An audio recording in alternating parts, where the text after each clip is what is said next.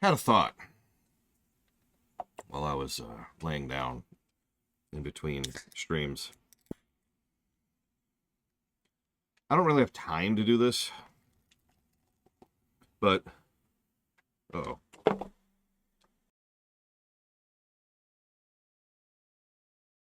But it'd be interesting to map out video essay style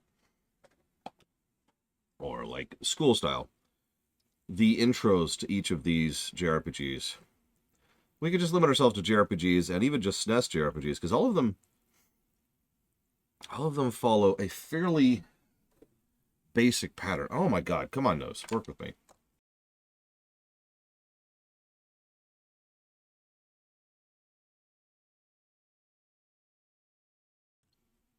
So track me on this, right? Final Fantasy VI. Cutscene. Very brief dungeon in which you are much stronger than the mobs there. There's the tutorial boss, and sequence. Final Fantasy IV. Cutscene. Non-interactive fight. Brief overworld section, followed by a very short dungeon, which is a tutorial for dungeons and encounters, and then a tutorial boss and sequence. Final Fantasy V. A little bit more elongated this time. In Final Fantasy V, you go, so you have the tutorial fight, which is there to teach you combat, and then you have your first dungeon, which is very short and brief, which is designed to teach you dungeons, and then you have another cutscene, second cutscene. Then you have a very, very brief freedom point where you can go exactly 2 places. If you go to the next dungeon, you have another tutorial dungeon, which continues, which has all the same functions of the first tutorial dungeon. It still has a heal spot. It still has trash that's designed to be lower than you, blah, blah, blah. And then your first boss, although FF5's first boss is actually kind of mean, and it's actually relatively easy to die to. And then in sequence. Secret of Mana. In Secret of Mana, you've got cutscene, brief little section interspersed with cutscenes, and then a tutorial, here's how you interact with the world kind of a sequence. It's not quite a dungeon, but it fulfills the same structure of one. And then you get to a town, and then you have another series of cutscenes, and then you have the first boss, if we count that as the first boss, which you are extraordinarily likely to die to, but they give you infinite, like, one-ups for that particular fight, just to kind of teach you how bosses and combat works in that game. And sequence. And you can see how there's a similarity in most of these, right? But then we have Breath of Fire 2. And Breath of Fire 2 does not do that. Breath of Fire 2, like, if you zoom the camera out and you ignore the specifics, looks like the same, because you've got a very long playable cutscene. Good intro, by the way. And then you have a town sequence, more cutscenes, brief overworld section, like in FF5 or in FF4, and then you have the first dungeon, which is extraordinarily short. It is a very short dungeon, followed by a boss fight. So you'd think that's the same sequence, but BoF 2's takes like an hour.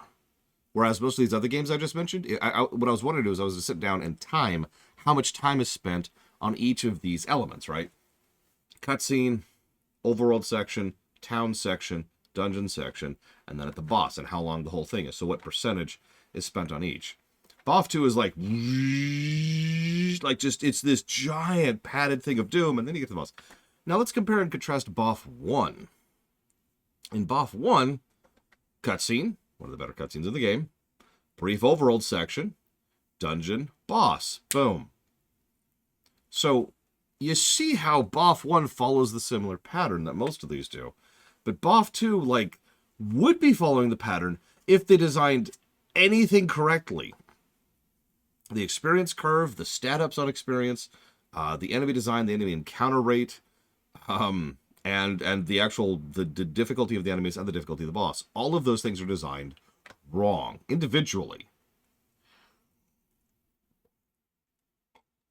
So even though it follows the same structure, blah, right? This is something I've noticed a lot over the last year especially, is there's been this really common tendency for people to say, well, this does the same thing as the other thing. Why does this suck and the other thing doesn't suck? And the answer is pretty much always the exact same thing. The details. You need to do it right, not just do it. Oh yeah, and Chrono Trigger is a wild one, because, hang on, while we're here. So Chrono Trigger is extraordinarily brief cutscene. Like, so short, it's hard to even, again, if we mapped out. So it's like seconds long cutscene, instantaneous. You zoom through it, and then you're playable. And then you get a freedom point where you can explore 2 towns worth of content and just talk to people and get tutorials. You can go through a side dungeon if you feel like it. You can do a weirdly huge amount of stuff before you ever actually go to the fair, which structurally is still another town. So I'm sorry, that's actually 3 towns worth of content. Then you have your first actual major cutscene after having this huge freedom section. Then you have your cutscene sequence and you go back in time. And then you have your first real dungeon, which is very short and very tutorially. Then you have a second dungeon. Oh, excuse me. Then you have a 4th town, which you can navigate, and also gives you some idea of what's going on and where. You can also go to the bridge, see what's going on with that. And then you have your second dungeon, little bit longer, but still very short and still very, very easy. Then you have an extended sequence of going through what is functionally now a 6th town, in which you find out what's going on and get some of the details and lose Marl and blah, and also a nice big cutscene section. Then you get to your first real dungeon, which is a whopper, by the way. Nice, big, meaty dungeon. Then you get to the boss and sequence. Chrono Trigger goes completely off the rails. It works for it, but it's wild to think about.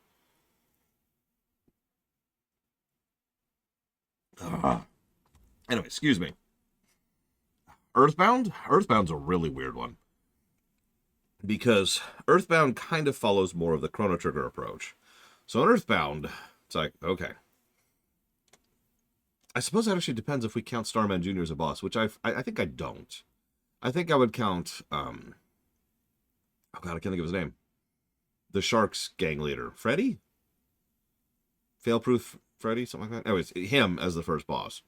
So if we do that, Frank, that was it.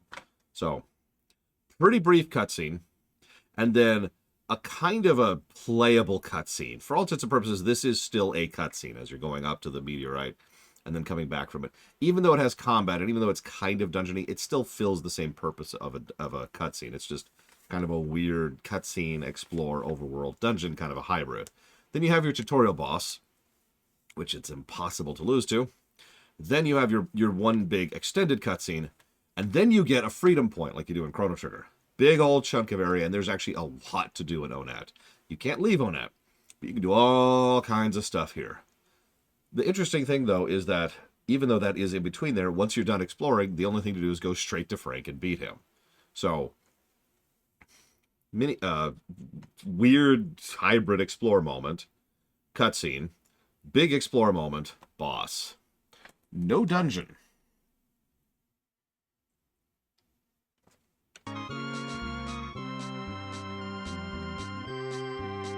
am I going?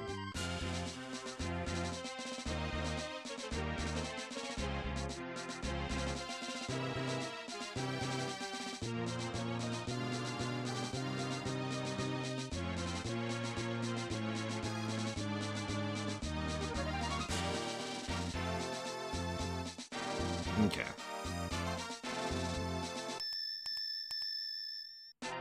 And that's a good way to put that, Noctis. I've been getting that argument a lot in my career.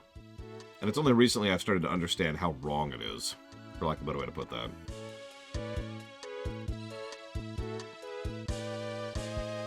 Like, I can't tell you how many times...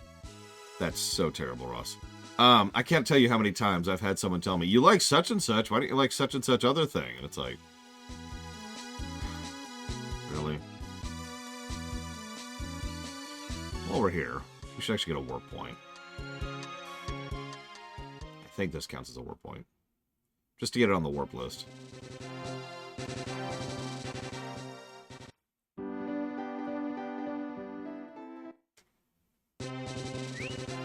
Did that count?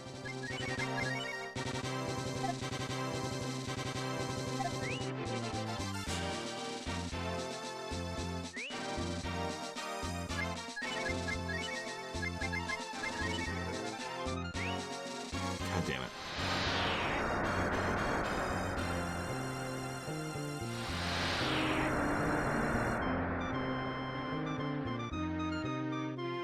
You know, this is probably faster at this point.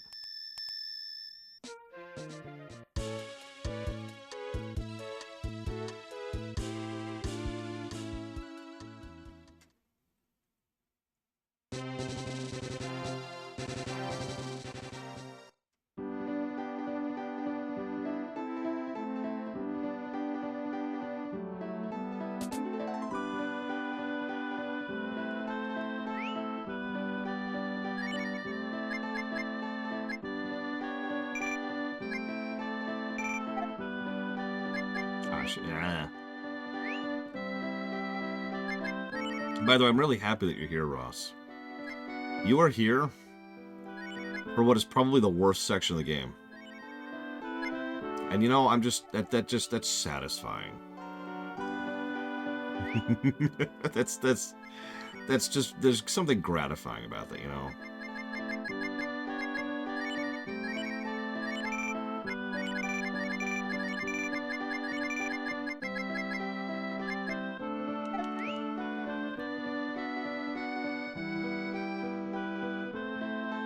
See if she sells anything better yet. She probably doesn't. I don't remember when her sell points are.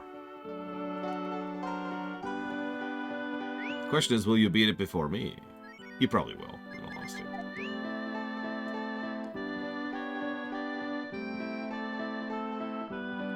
We're actually, as weird as this may sound, we're not that far off from beating BoF 2. I know that sounds weird, because, you know, we're in hell. But it's true.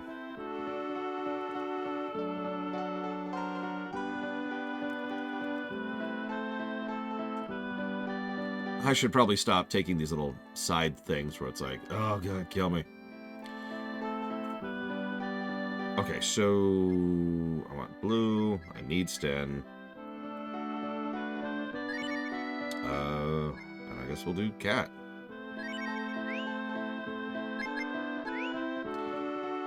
Hey, I'm Amanda Dan. I'd ask what you're painting. Whoops, whoops, whoops, whoops, whoops, whoops, whoops, whoops, whoops, whoops, whoops, whoops.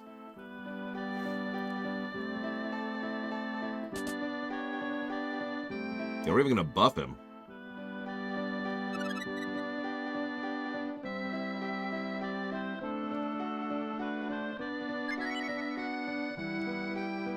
Okay, yeah, that's great. That's great.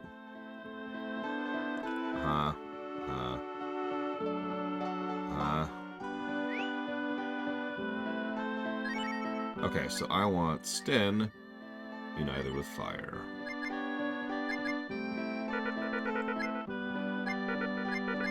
Just fire. Just fire. Fine, whatever.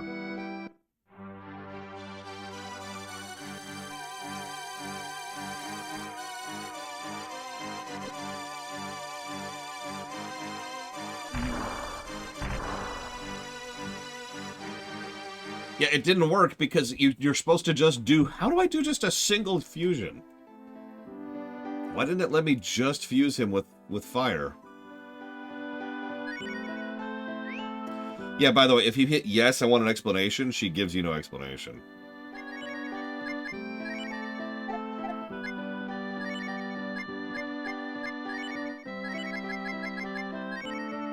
Oh yeah, you have to hit cancel. God, this game.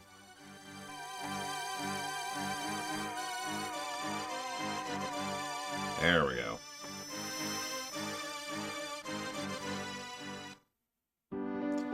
Okay. Yes, silly me. I forgot I have to hit yes when I don't want a thing, and cancel when I want to move forward with something. Oh my god, this game. Alright, let's get out of here.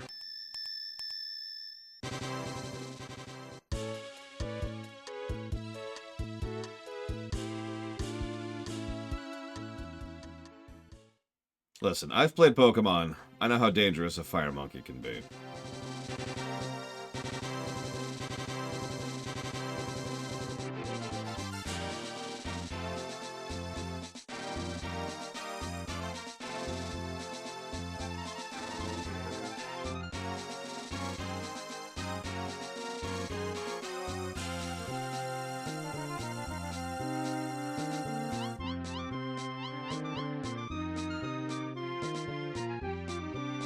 Ladies and gentlemen,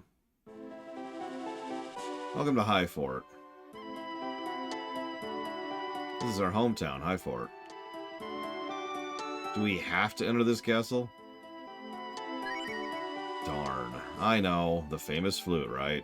Tell you the truth, I never intended to go home ever again.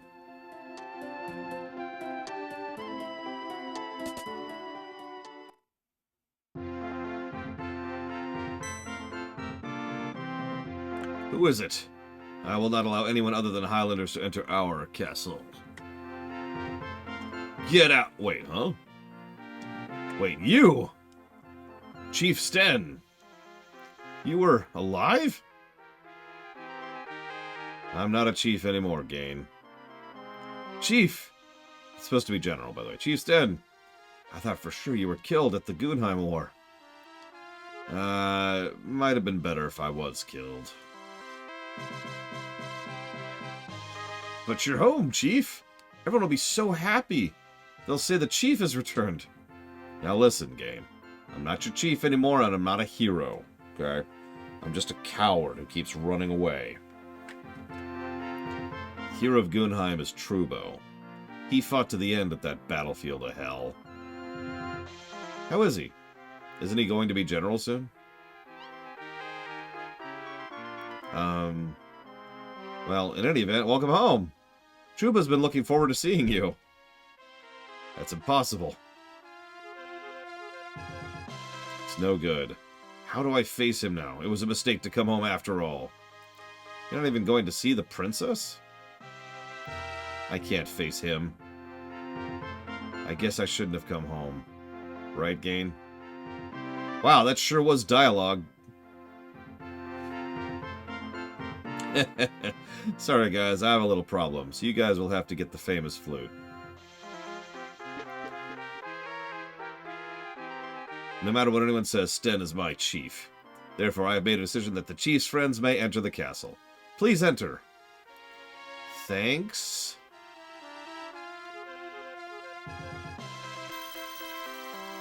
The Gunheim War. Just don't worry about it. Don't worry about it.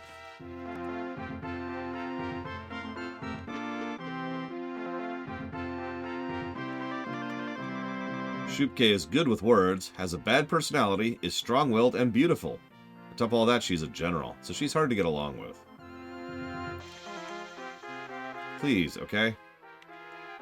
It's dangerous down here with the demons. Recently we've had problems with demons everywhere in the castle.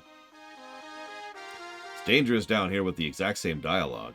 Recently we've had problem having the exact same dialogue.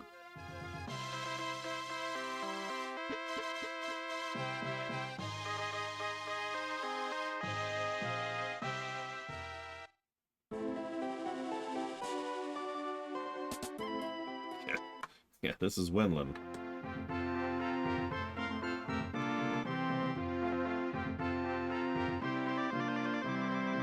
The elevator is manual. Thanks. God, even the visuals of this area suck. In a game known for good visuals.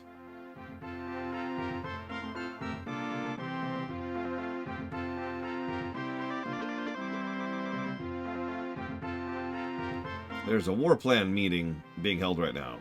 You'll be in trouble if you enter without permission. Which is why I do anyways.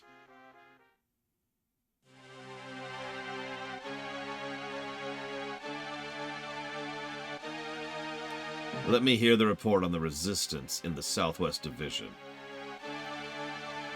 We don't have enough military power, and as a result we are behind schedule. If we are delayed in one attack, the next attack will also be delayed. Send soldiers from another unit. We've got to overcome them by force of numbers. Yes, but if we continue to do that, we will fail in keeping the schedule. In addition, if we had veteran fighters, it would be one thing. But if we have nothing but rookies... Silence! I'll hear no more excuses. Move according to schedule at any cost. But... I will not allow you to talk back to me. You, soldier, all you have to do is fight as I say. You need not worry. The money you risked your life to obtain is used wisely for this country. Soon an amazing weapon will be completed, and when that happens, we can say goodbye to the life of a pitiful hired soldier. We may even conquer the world! Do you understand? Now go! Oh.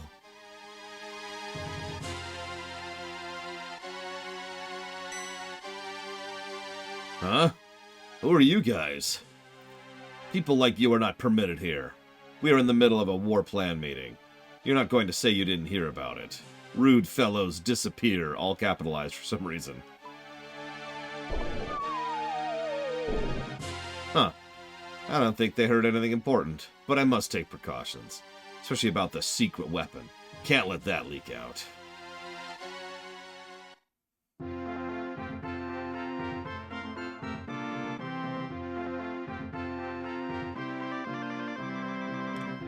Oh, they're so late. Ryutu, what is he doing? Sten, what happened to your guests? I'm a bit worried. Maybe you should go see what happened. Well, I'm going to go see. Oh, but watch out, Shupke. Shupke? She came to this castle while you were away. She was promoted very quickly and she's now general. Oh yeah, okay, I'll be careful. Ladies and gentlemen, a Sten section. How do I hate thee, Sten section? Let me count the ways. Forced mandatory solo section with a character that is suboptimal against enemies that are not balanced for a solo character while having no real opportunities to overcome that from some other unique method or vehicle or whatever, with absolutely no warning that it's happening, and relative ease of soft-locking yourself into the situation. The Sten section, so called for this section of this game where you play as Sten, sucks. And ironically, of all the games I've played that have Sten sections since then, I think this is actually still the worst. This really could qualify for 6 negatives by itself. Because there's the difficulty balancing, there's there's the forced solo section, which isn't bad in its own right, but this game isn't built around that. So you have to do something else to make up for it, which they don't. The equipment thing. So some games are like, okay, here you have a solo section, but you've got this giant mecha, or you've got a super stealth ability, or you've got like the ability to like just knock out enemies instantly and not actually have to fight them, or maybe there's no encounters during that section. No. This is just a normal dungeon with a normal playthrough with Sten, who, by the way, sucks. His stats suck, his gear sucks, his ability sucks, and worse, he's actually a glass cannon type. So you have made a solo as the glass cannon in this game.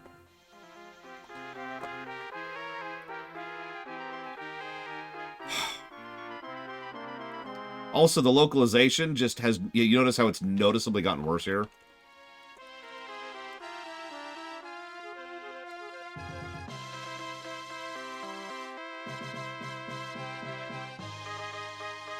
Like, I don't know if you caught this. So what's actually happening is the High Fort people have been fighting in wars for other people. They're mercenaries. The Gunheim War he mentioned was someone else's war that was being fought for some dumb reason. As a consequence, they bled out, they died, and then they got paid, and that's cool. All of the money coming into the fort then helps keep the fort alive. Okay, that's relatively normal. Mercenary nations are not exactly a new concept. Shupke shows up. Spoilers, she's a demon. And High Fort was built on the ruins of the Miria Station from Battlefire 1 and 3. So the reason there's so many demons down there is they've been kind of creeping out of Miria Station, and they're trying to find, utilize, and refurbish some of the gear and tech from Miria Station to use it as super weapons because, let's be honest, like, an Apache helicopter would probably qualify as a super weapon for these people. So that's what they're after. And then they're going to go conquer the world. Mwahaha. Any questions? Oh, right. I'm not done writing down how terrible this is.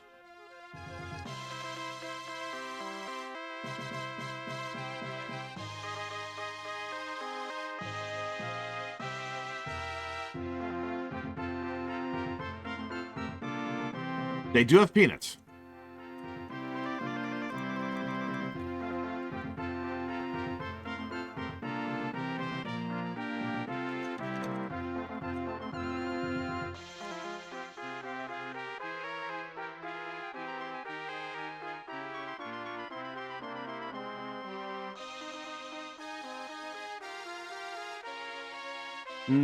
No, they stopped carrying Cracker Jacks because people kept complaining about the teeth pain.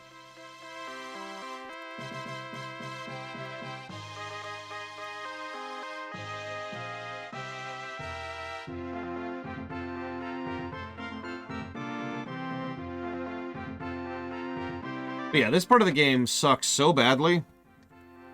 I have actually spent several legitimate playthroughs of this game, including the last time we streamed this, doing nothing. We do have one to quote up. Doing nothing but building up and preparing for this part of the game.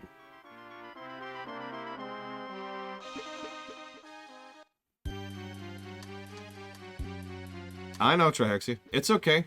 You'll notice that the strategy they're using is they're also deliberately bleeding out units in order to win through numbers rather than strategy, tactics, or equipment. What are the positives of this section? Well, you see,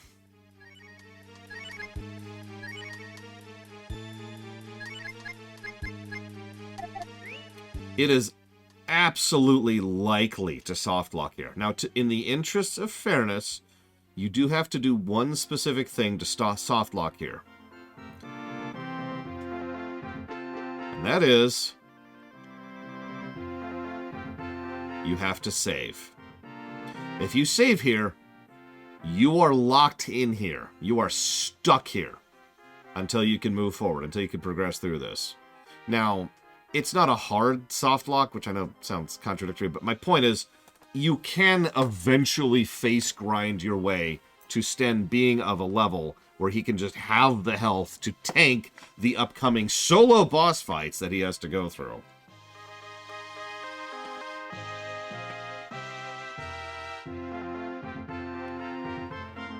If you are too low level to survive even a single fight, yes, absolutely.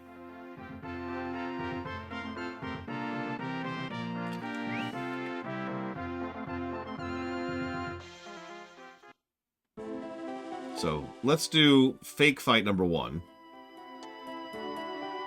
No, it's pretty much the same circumstance, Ross, although worse in every way. It's so much worse that my sister is actually calling me. That's how bad it is. Hi, what's up?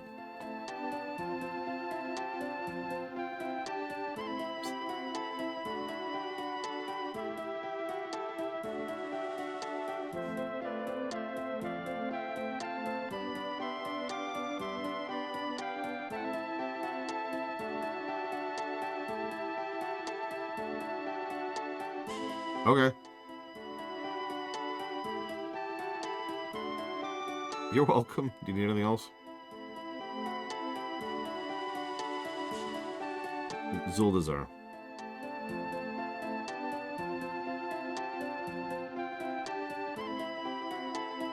Oh, well, that makes sense. That's even fixable, too, so that's whatever.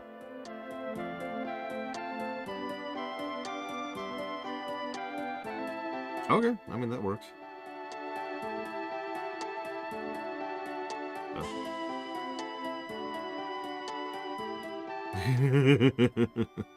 Valid. Hi. So, what really makes this section so bad is how easy it is to fix. So first of all, this is the easiest option. Get rid of the frickin' combat. Okay, so there you go. Boom. Sten has a solo section, which is just a bunch of cutscenes. No issues. Fixed. All those problems go away instantly. Now, that is the cheap answer, but it still does fix everything. Okay, second option. We want to have combat. We want to have him have his moment where he fights people. I get that. You know, you want to have combat be a part of a story in RPG. I'm on board. I'm on board.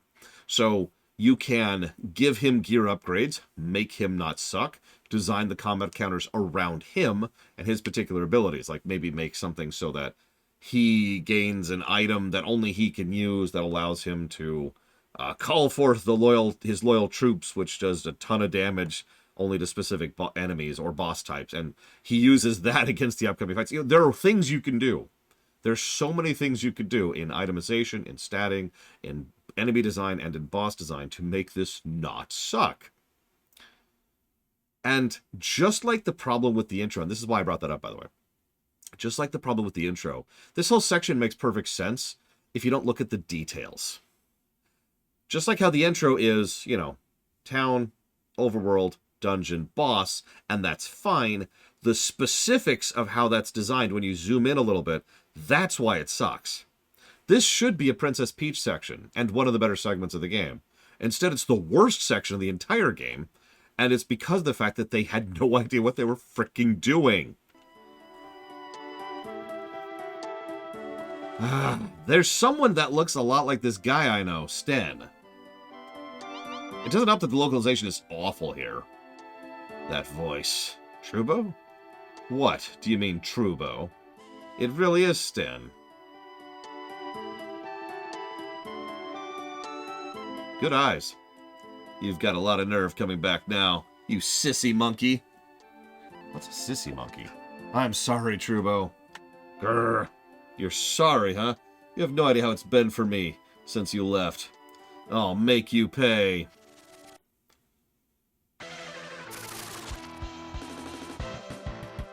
For the record, this is the exact same thing with a couple of different images around as the previous mechanic. Okay, so it doesn't matter what we do here. This is just a cutscene fight, basically. However, the fight after this is where the walk-through-itis thing really comes in. Notice he's hitting us very hard. We're level 99 in the best gear I have available.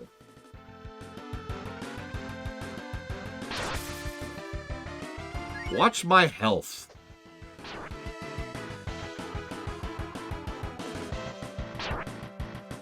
And again, this cutscene does not count.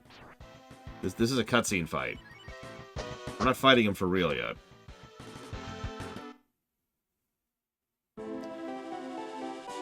Trubo, you are still upset with me. Yeah, of course I'm mad. If you were still alive, why didn't you come home sooner? After you charged into the enemy at Goomheim, I'm sorry. You should be. There was no way the enemy could be conquered by your attack alone. Maybe it was okay for you to die a hero, but that's the same as running away. You're exactly right. Since then, I've done nothing but run. That's why I couldn't come back here. I just couldn't face you. I don't care about me. What I can't forgive is the way you left the princess. And disappeared! Trubo, please stop. Grrr! It's sad to think the man the princess chose over me is a worthless monkey. Let's go, Sten, you fat pig. You fool, what are you doing? The bridge will fall. Show me your courage, Sten. If we fight really hard, we will have a winner in 3 turns before the bridge falls. You have 3 turns to win this actual boss battle, or you die instantly. Now, the thing is, if you know what you're doing, this is really easy. All you have to do is cast Flame twice.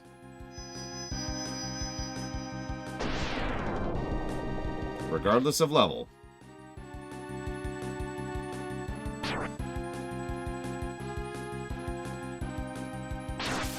Also, one of his attacks is called Egg Beater. I just felt like sharing that. You notice he gets 2 attacks per round, by the way?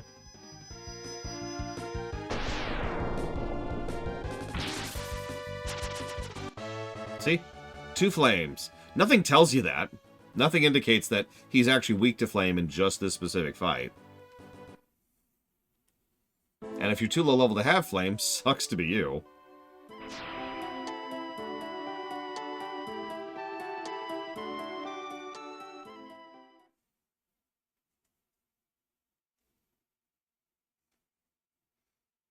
Are you okay? Take courage, Trubo.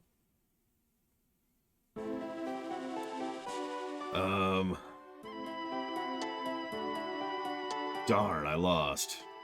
But you haven't changed a bit, Trubo. You're still as reckless as ever.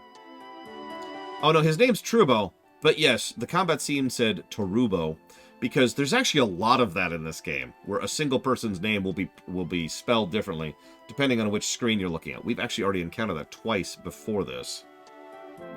Just like the time you led the rowdy guys from the Demolition Squad. I'm glad you haven't changed either, Sten, but you came home much too late, you fool, Sten. What do you think happened to this castle while you were gone? Are you talking about that woman, Shupke?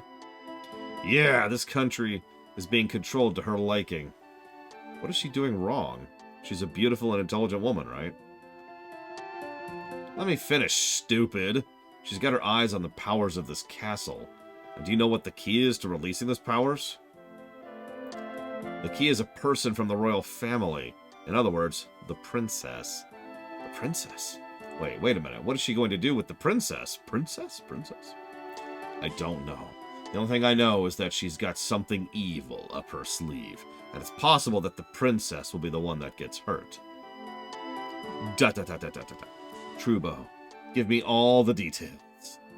There's a work road on the upper left, and a secret passageway in the king's room. These two roads lead to where the princess is. What we have against us are the monsters in the road and the soldiers who are under the influence of Shupke. On our side, we have you and me. What do we do in this situation, Chief? Let's take formation P. Trubo, you go from the top. I'll go from the left. Roger, I'll see you later. Oh, you thought the solo section was over? No. By the way, those two fights, one of which doesn't count, managed to push me down to less than half health. I remind you, I'm level 99. I really feel like this needs to be re-emphasized so you understand how stupid this is.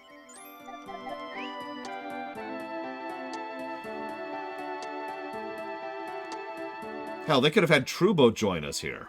This is something that several games have done. They give you a crutch character to help you out in a specific situation. Hell, I plan to do that with RFF5, for God's sakes. I'm going to have, oh God, what's his stupid name? Zizat join the party of level 1 commoners so that he can, like, carry a lot of the stuff. Correct, Ross. A lot of games are like that. So yeah, this is the kind of stuff that's under here, because again, Station Myria. This dungeon sucks. Of course it does. It's okay. Surely the gear in here is like really, really good gear for Sten, right? Let's see. Okay, so that wasn't gear for Sten. It also wasn't gear for anything. Cool. That was worthwhile. I'm sorry for sounding so negative, but I want to be very clear here. I occasionally get into hyperbole for the sake of humor, because, you know, it's kind of my job to be entertaining and try to add some levity to otherwise irritating situations. So, you have to understand that speaking as someone who has beaten this game multiple times without cheats, including on camera, this whole section sucks. Oh, that's another thing. I forgot about that. Hang on.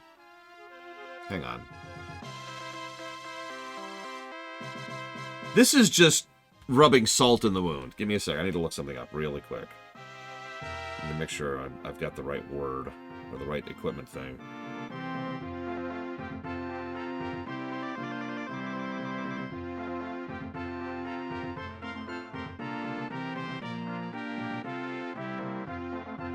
Oh, it's not going to be here, is it?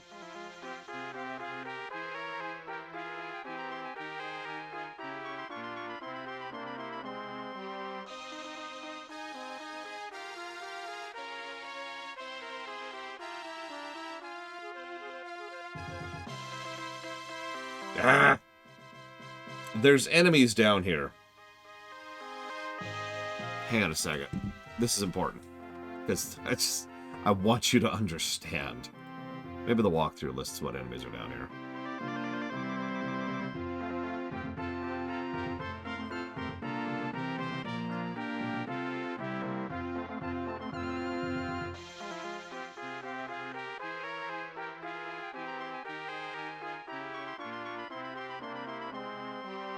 Of course it doesn't.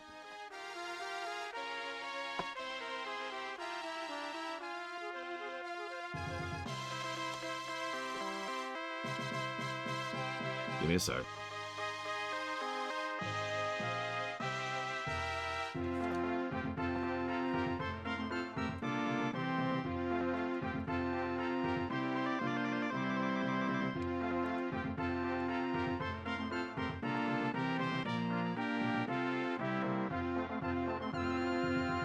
There it is.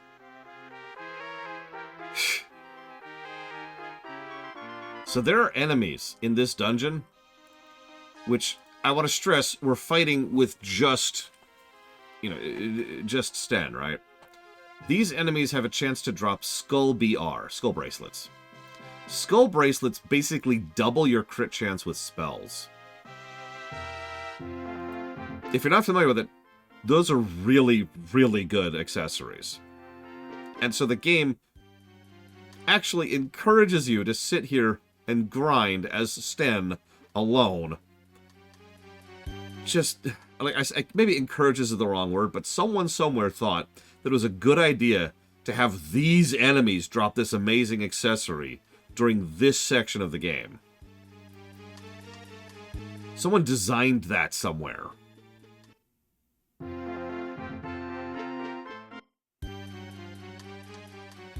So how many times have I beaten BoF 2 without cheats? Believe it or not, I think only 3. I've played this game quite a few times, but even back in the day, this was a common Game Genie game for me. Because I did have a Game Genie.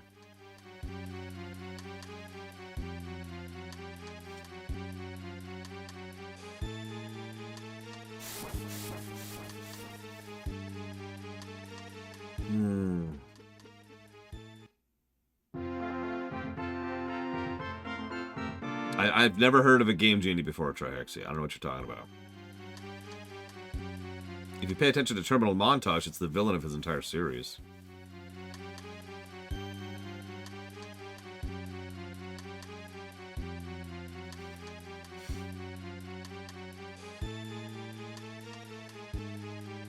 This is not a short dungeon, by the way.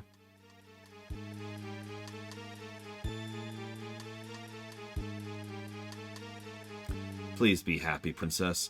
The time has finally come for our castle to regain its powers. All we need is your assistance and the world will be ours. I refuse. Do you think that I would assist in such a thing? This country has always been a military nation. What are you hesitating about now? It is true we are mercenaries. But to this day we have never assisted in a war we didn't believe in. Huh. There's no such thing as good or bad in war. Who is it? Oh, it's you. Sten? Oh, it is you, Sten. I'm so glad. You're alive. I'm so happy. So you're Sten. So you thought you could act like a big shot. Ding-ling-ling. While I was not around, this monkey's going to give you a spanking, Shupke. Huh?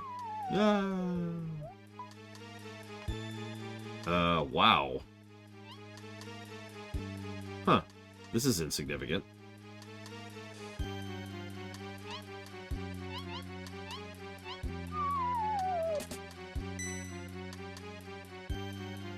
I'm sorry to keep you all waiting. It's your superhero. Haha. Please don't be angry. I really tried to lose. I can tell. Shall we go now? It looks like I'm going to have to fight Shupke.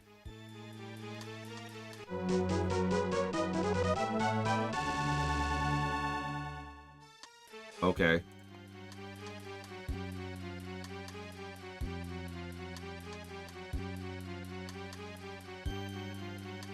Yep, they couldn't jump over that little railing thing. That's what kept them imprisoned. Okay, so that's effectively the end of the Sten section. Yay! Now we just have to deal with him being a load around our neck for the rest of this dungeon. And including a DPS race boss fight, which is the upcoming boss. So that's cool.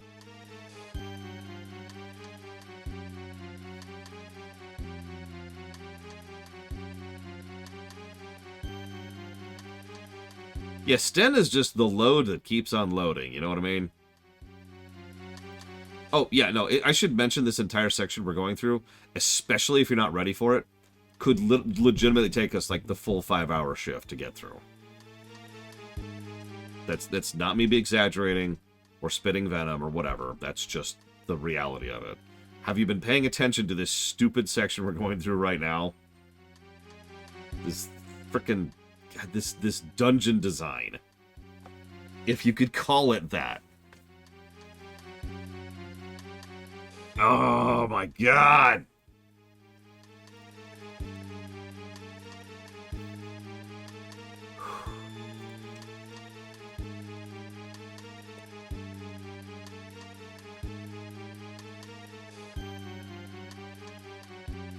Yeah, I believe this is a high encounter. Yep. So, roughly 1 encounter every 5 steps. Don't worry, there's a dungeon that has a higher encounter rate than that. There's a dungeon where you have an encounter roughly 1 every 3 steps. These are not made up numbers, by the way. There's 0, 3, 5, and 9. Oh my god, a heal spot. Yeah, we were talking about quit points and the relevance to them when it comes to game design. BoF 2 is littered with quit points. How many people do you think tried to do the very first dungeon and fight the very first boss, the Harpies, and quit the game somewhere in that line of process?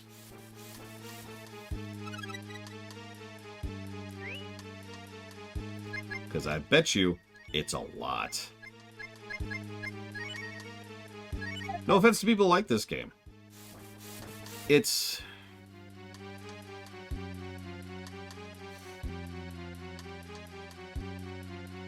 I'm trying to think of a way to phrase this that doesn't sound like I'm being insulting, because I don't mean this as an insult. But it's a perfectly acceptable game as long as you don't care about the gameplay axis of things. You know what I mean?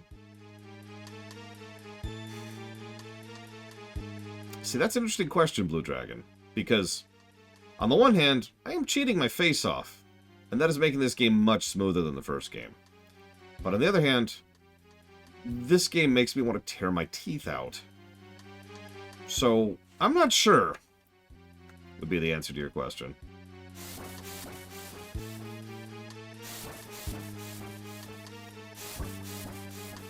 Well, cool. So let's do this again.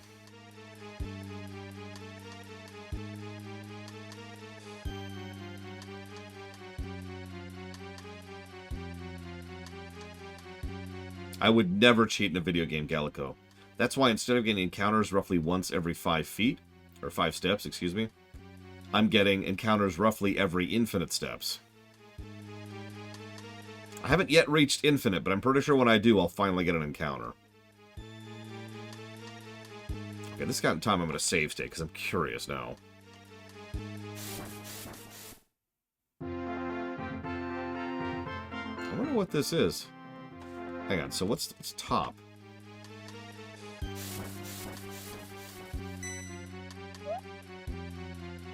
Ah, yeah. Trubo, what happened?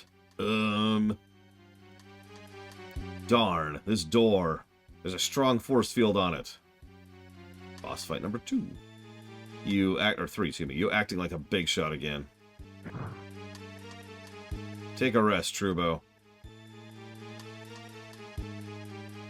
Please enter your password. Your time is up. We start attacking. So yeah, this is a DPS race.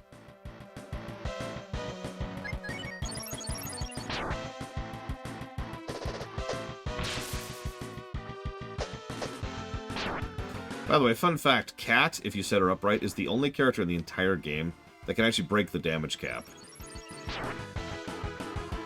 Which, yes, makes her the actual highest DPSer in the entire game.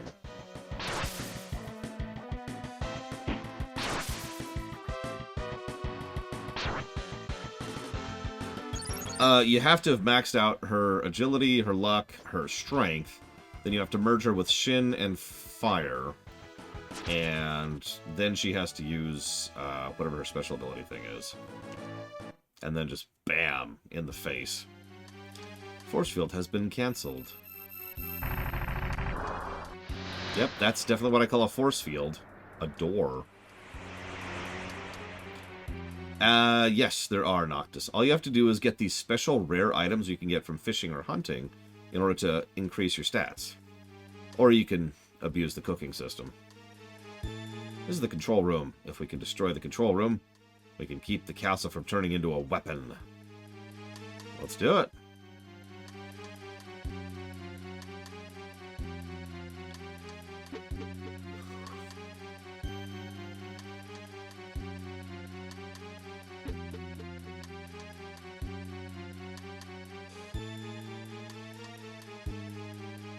And no, Cat is a physical damager. Monk archetype. Which, as per the rules of most JRPGs, monks tend to be the most ridiculous damage-dealing death dooms. That's true in a lot of JRPGs. Yeah, the Demon Wall archetype is actually semi-common. At its core, it's just a DPS fight. Or DPS race. Do enough damage before you die. Hey, that device looks strangely familiar. Are you ready, Princess? This machine takes the strength of the human heart and turns it into energy. If we feed your strong feelings of dedication to this country, this castle will surely be revived. I order you to kill me. I would prefer to die than to be used for something like this. Say, that's not very ladylike, Elfarin. Sten! Ha! So you've appeared. Just as I thought. If I kill you in front of the princess, her feelings of sadness will be changed into a very strong energy. Ha ha ha ha ha! Pay attention, princess. Watch the man you love, Sten, die before your eyes. Naturally, Shuke is a demon too. Of course she is. This fight sucks!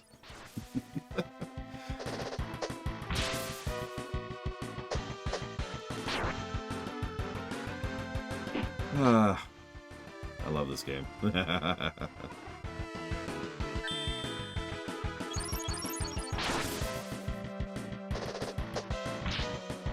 pretty sure she's Roth.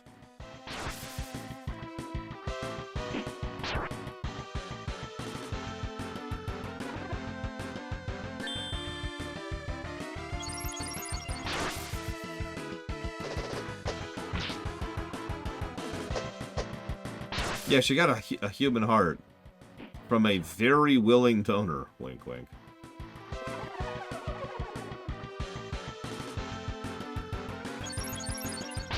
Yeah, this is what we call an irritating boss. She chain silences and drains.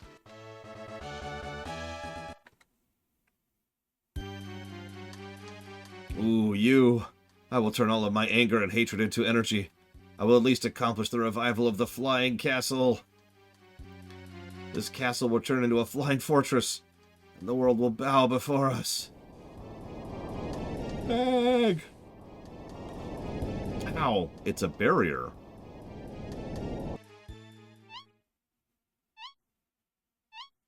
Listen, we all know how to break a machine, right? You smash the keyboard. Oh, definitely a burrito bowl. Especially if it comes with rice. Oh, and not only is this backshadowing, because, you know, obviously Miria Station flew back in Breath of Fire 1. It's actually foreshadowing. Of all the things this game does wrong, its internal and external continuity are weirdly tight. Who messed with the switch in the control room? The energy is going backwards. If we don't do something, it'll explode. Grrr. And that's her final words.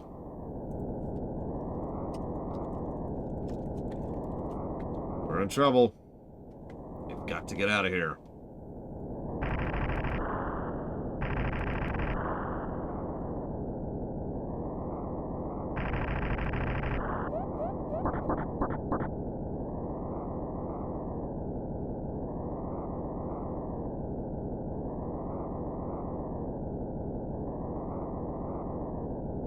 This is what really irritates me so much about the Sten section.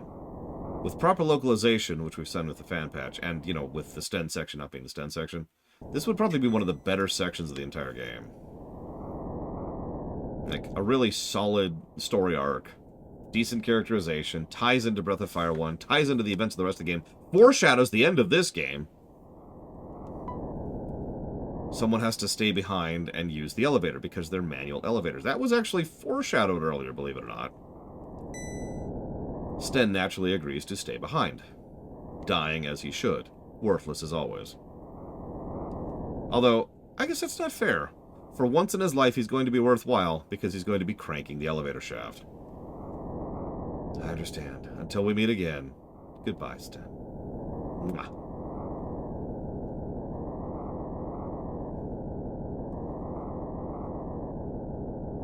Elfarin. And then Sten totally dies. No.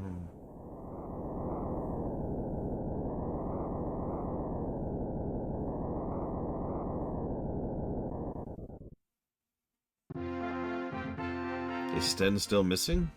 Ah, well. Princess, the man who survived the battle at Gunheim. I am sure he's fine this time as well. You're probably right.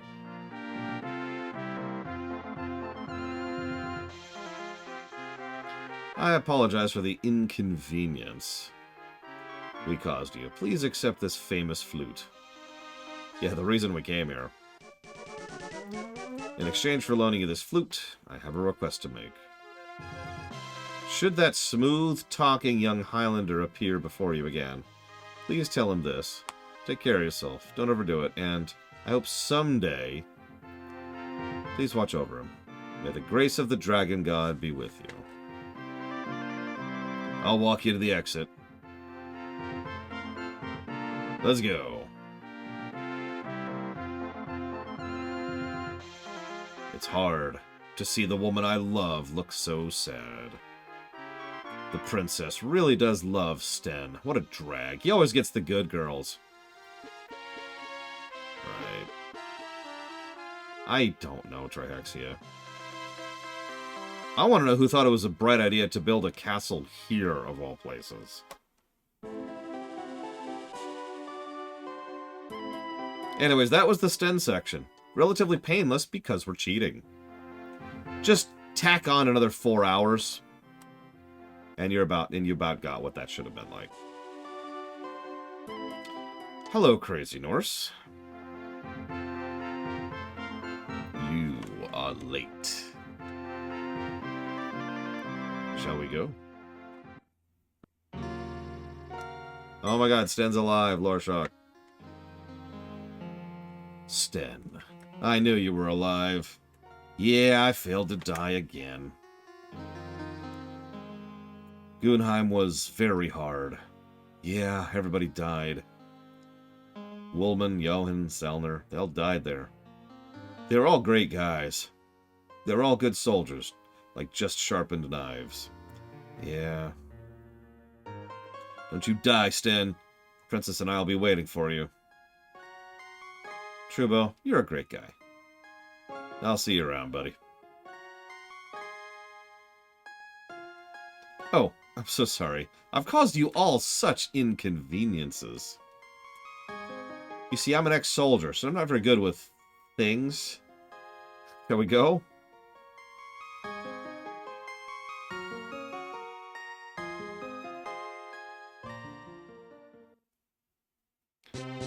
Okay, that was the Sten section. Now, before we do anything else, we have to do something very important.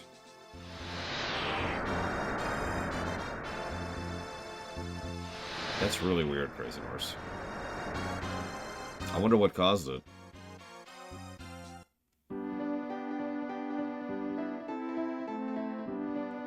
Now, first and foremost, stop being merged with the Fire Shaman.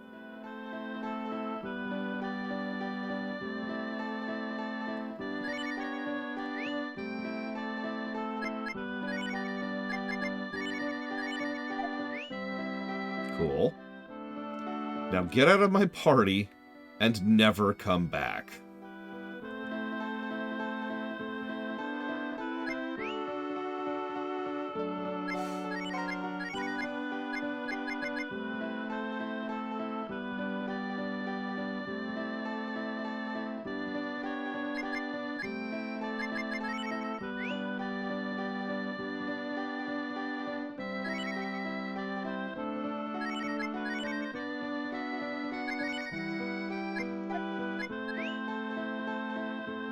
And we will never use Sten again the whole rest of the game.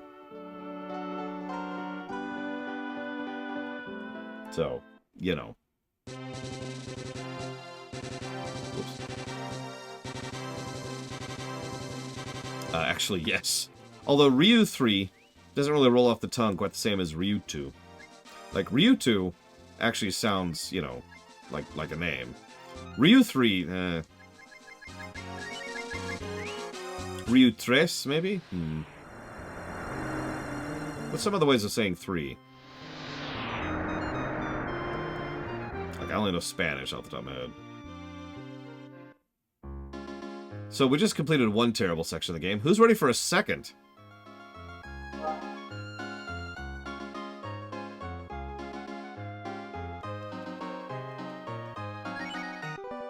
It's okay. There's a third one after this.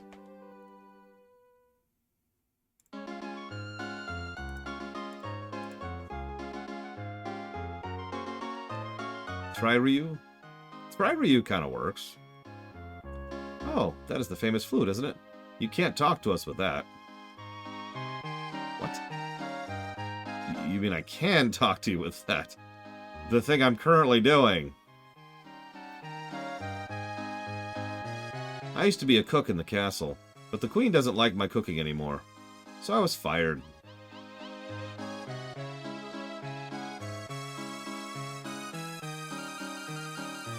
Our queen is terrible.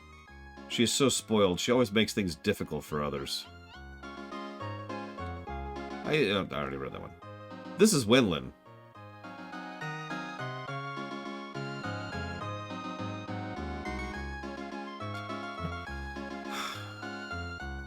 Yep, this is Winland. That's where we're at. Right now the queen is sick. Oh, that's a problem. Is there anything we can do to cure her illness? Oh, that's a problem. Is there anything we can do to be in Winland?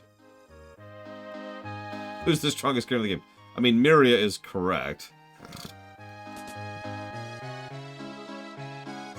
I have been hired by this castle as a guard. They're not doing a very good job. This is a place where a very precious treasure is placed. The general public can't go in. But I wanna... Alright, if you're doing a normal playthrough, the strongest character is Blue, the mage in the back. If you're doing a min-maxed playthrough, the strongest character is Jean when shamaned. Right now the queen is sick. Yes, I know that, thank you.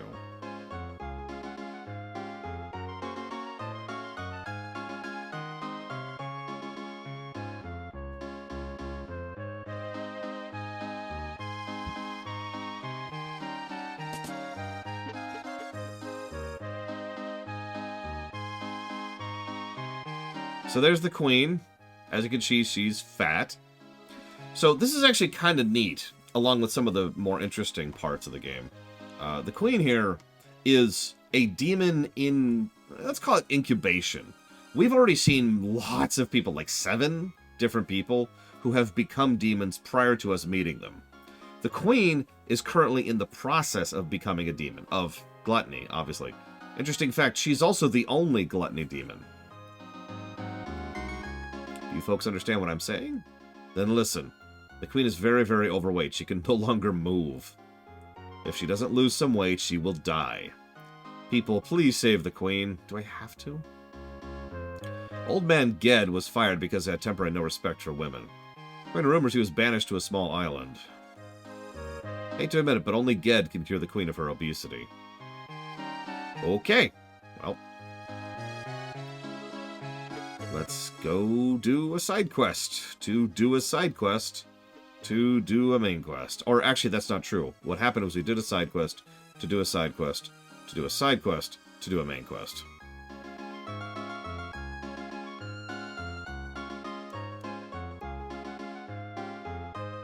We should check the weapons vendor while we're here. Not that we're exactly swimming in money at the moment. It won't be until we access cooking.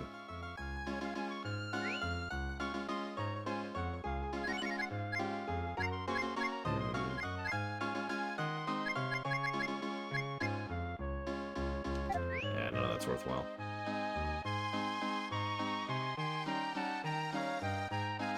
Believe it or not, we have no gold cheats. So we're going to have to cheat the old-fashioned way. By not cheating. Okay, where is this stupid thing? We've been told to find... What do you mean, Blateful? We've been told to find an island in the ocean. If you're paying attention, this is the second time now that our directions have been find someplace on the ocean.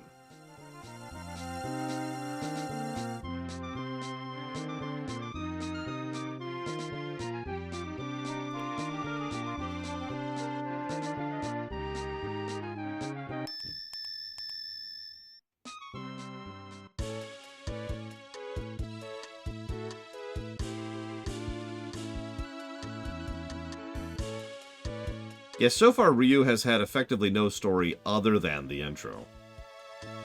You know, truth be told, I'm not sure, Ross. If they said, go to an island northeast of here, honestly, that's all they would need to say. Because here we are, right? Like, here, I'll demonstrate. Give me a second, There, see? That island just southwest of us, that's Tudland. So, go to an island northeast of here is actually reasonably clear.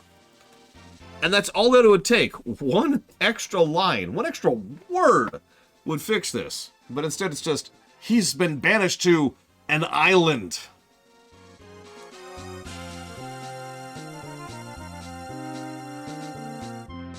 Oh, alright. I'm okay.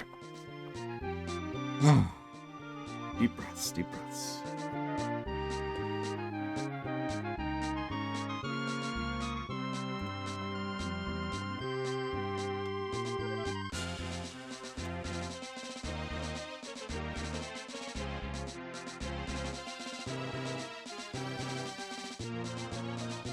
Actually, a lot of these islands have spots on them.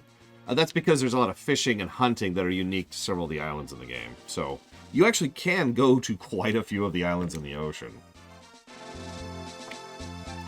I will be right back.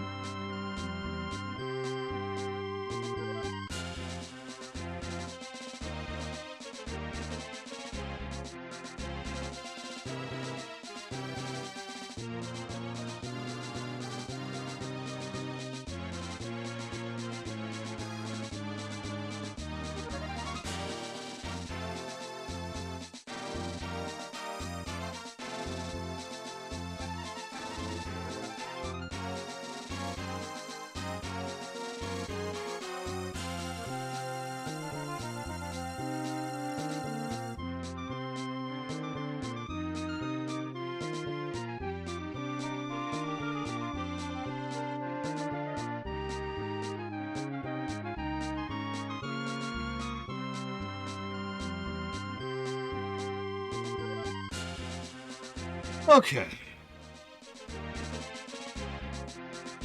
But yes, if you're asking me, Ryu is kind of going along with things right now. Because, like, okay. First, thank you, Cookie Dude. Always appreciate. Remember, you can put that towards up to 3 things, not just 1. Okay.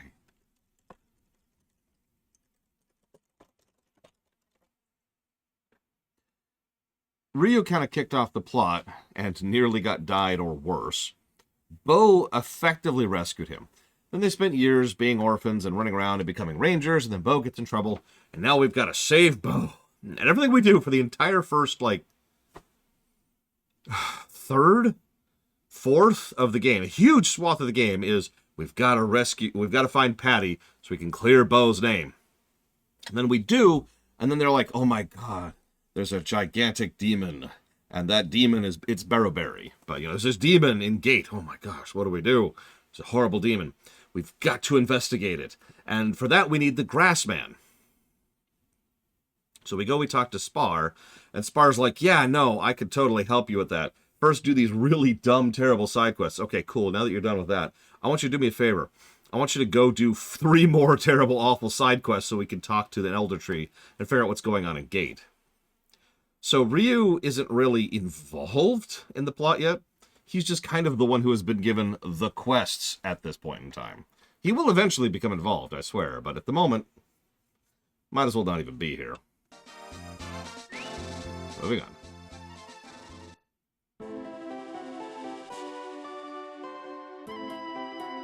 Please tell me I don't need Sten for this.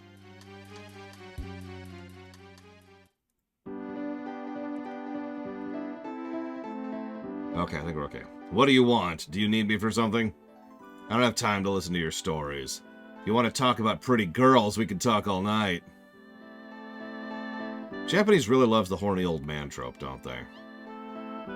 Oh ho ho, who are you? I'll only listen to people who are smarter than me. What? There's someone who wants to go on a diet and lose weight? Diets are my specialty. I'm the man that perfected the magic diet. I'm the best in the world. And who am I oh yeah, speaking of which, horny counter. And who am I slimming down? The princess from Tunlin. No, the queen from Tunlin. Isn't Tunlin the place where that nasty old woman fired me? I won't go there. I won't go to Tunlin. But if you insist, I may think about it. For example, if the little girls will kiss me. Good reaction, cat. Ouch, ouch, ouchie, ouchie. Yes, keep beating that old man up. It's a joke, I'm kidding. Alright, let's go. I'll go right now, so put that stick away. Yeah, you don't need your legs to do what we're gonna need you with. So, even the fattest woman will be slim in no time. I'm going out for a while. Please take care of things while I'm gone. Let's go. We have a horny counter because of how regular it is in this game, yes. Grab a quick heal while we're here. Oh man, Ross. Well, it's funny, this one will probably still have a net positive story, but it's hampered by the localization just being awful.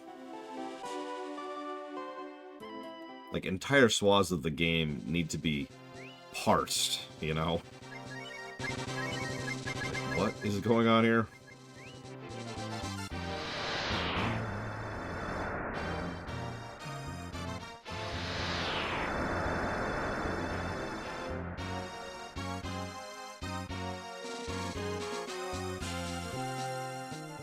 You are correct, Ross.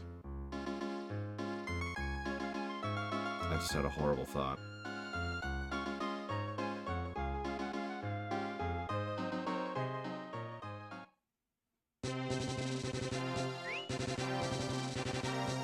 I mean, you can unfreeze a game at any time, Crazy Horse.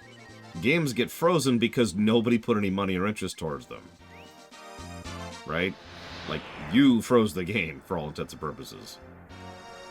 All I did was organize it.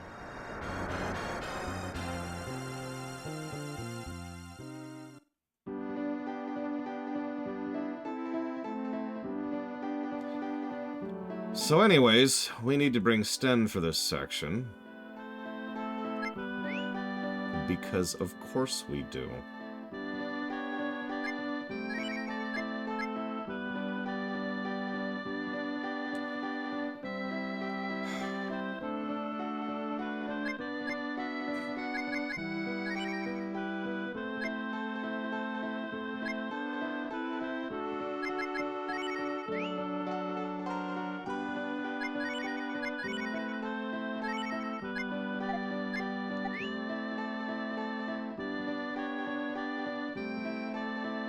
I'm just saying, Crazy Horse. And I think Prodigy's already unfrozen, although don't quote me on that.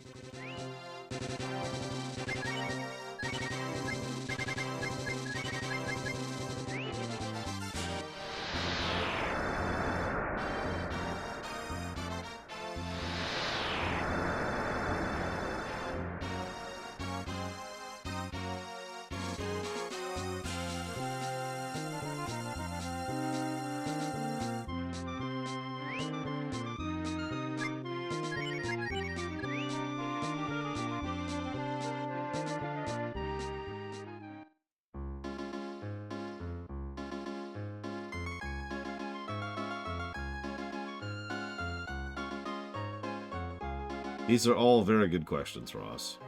The best guess we have is when you just get enough experience in this game, it just screws with several of the RAM entries.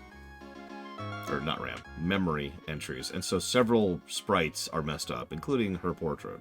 Jean's does the same thing, and a lot of actual sprites of the game.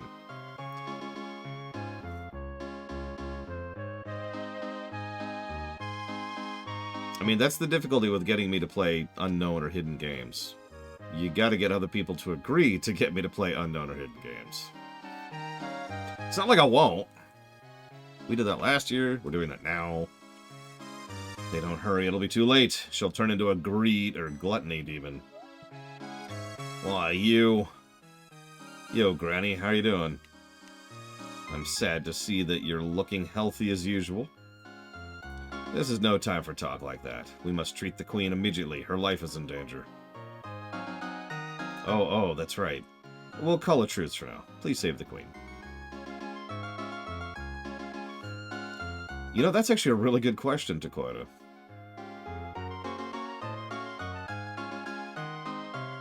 I would lean towards no, because I can't think most of the other people would have been in a situation where they would have died before they converted, but maybe dying, like, is something that can happen? I don't know. Don't hurt her, you old fool. What are you saying? I'm not gonna make a mistake at a time like this. Let's see. Oh, what is this? This is serious. There is something evil in her body. Bat!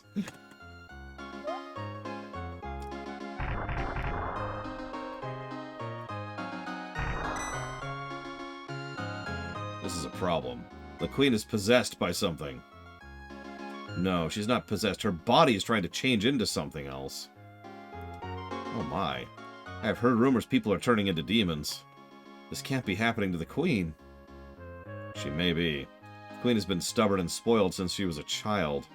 Those feelings in her heart made her vulnerable to demons. But I, the world-famous Ged, will cure her. Do we have to? We can just kill her. In order to help her, I'll need help from them. Ryu 2, please, I need your help. I can't do this alone. Would you get some equipment to save the Queen from Maori Island? It's okay, you just have to do another dungeon. If you show this letter to my assistant, he'll give you what is needed. I'm counting on you.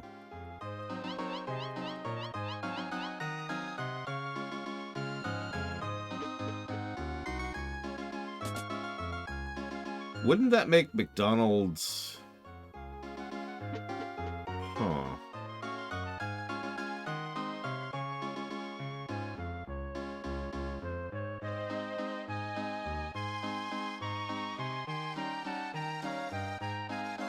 Oh my god, get out of the way. Get out of the way!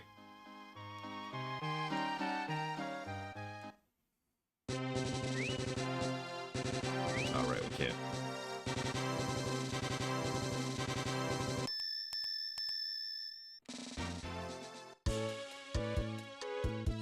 Yes, as we all know, McDonald's is hell! Actually, I do, Ross.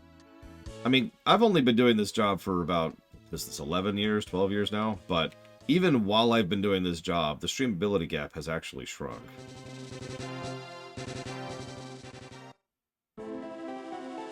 So, I think it'll keep shrinking.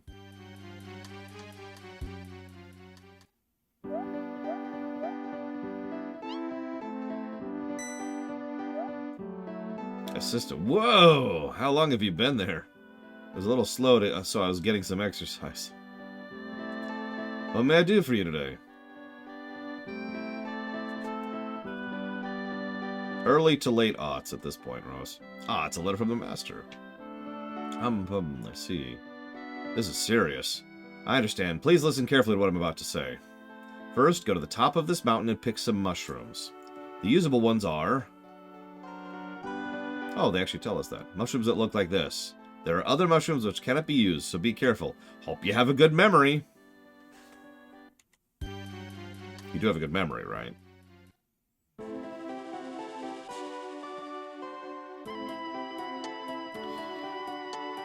But to use specific examples, you probably don't even remember this, but back in the day, emulating N64, PS2, Wii, and GameCube games was a pain. Inconsistent and problematic at best. Nowadays, all of those systems are much, much easier to emulate. So, there's a tangible example of how the gap has shrunk.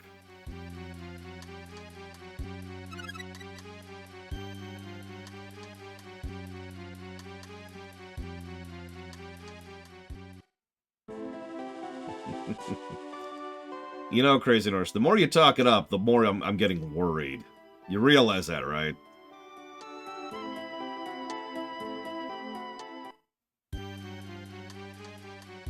It's like, oh god, it's a beloved classic that everyone loves. It's gonna be terrible!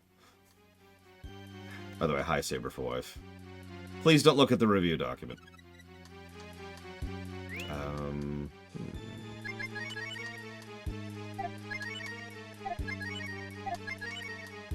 That's what I thought.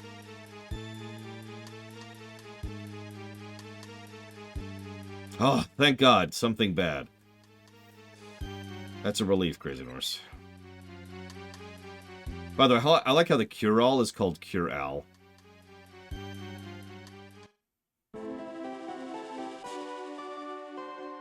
I like to think that somewhere in the world there's some guy named Al who's just like, they used one again.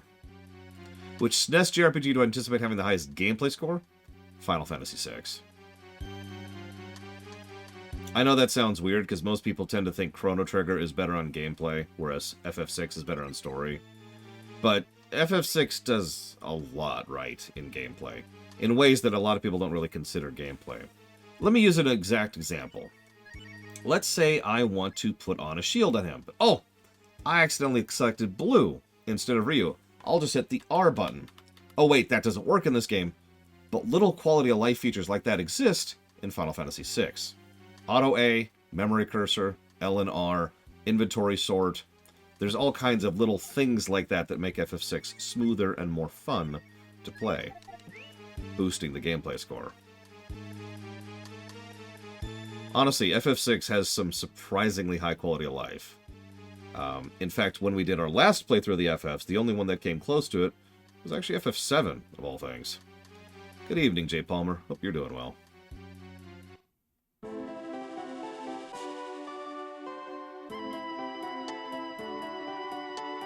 Having said that, the other contestant would be Chrono Trigger, obviously. Okay, so you have a good visual memory, right? Which one's the right one? Tell me right now. Right one. Which one?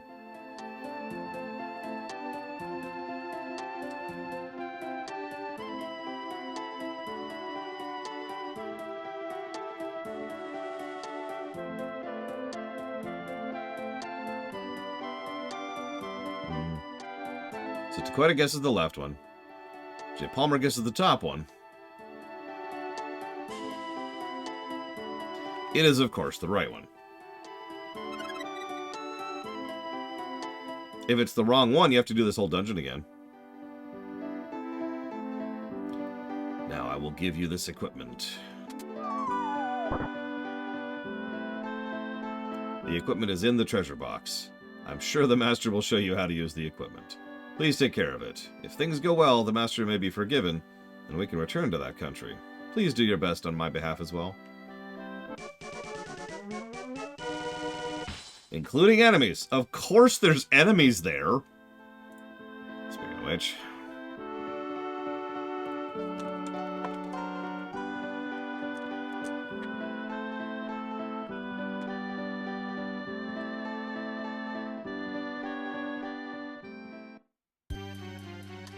I mean, that's up to you, Ross. I don't know. I'm probably too used to that game at this point.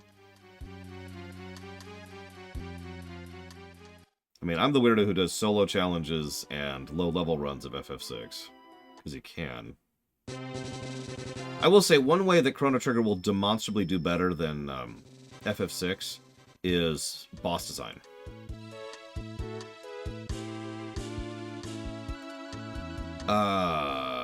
That's an odd question, J. Palmer, because the answer is vanilla.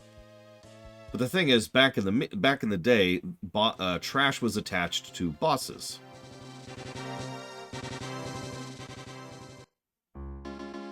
Oh my god, Raven. So, for example, if you kill X boss, then the trash attached to that boss no longer respawns. And that's all the way back in Molten Core. So, FF6 does have boss design, just not very good ones. I love FF6 to death, but boss design is one of its weakest points. Oh, when did that stop? I wasn't aware it had.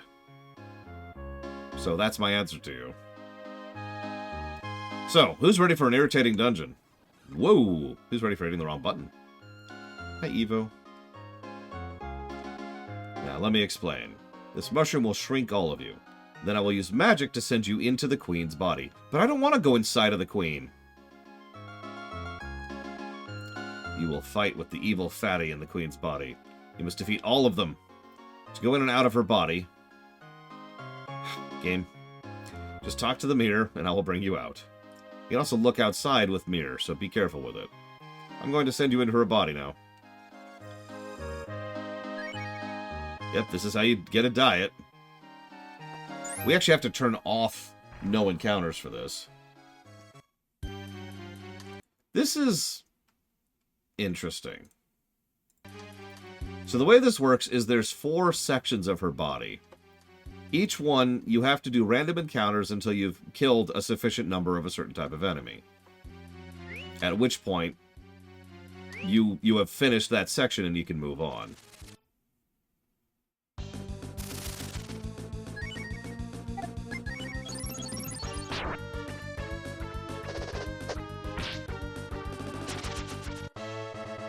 Oh yeah, another guts level.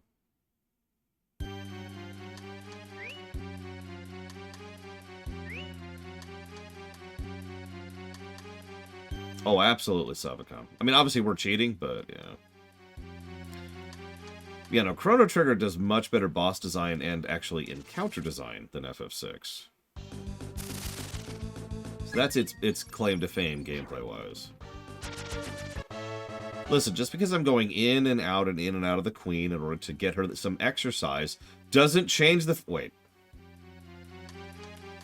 Scratch that. Chrono Trigger also has some good quality of life features to it, like the X button.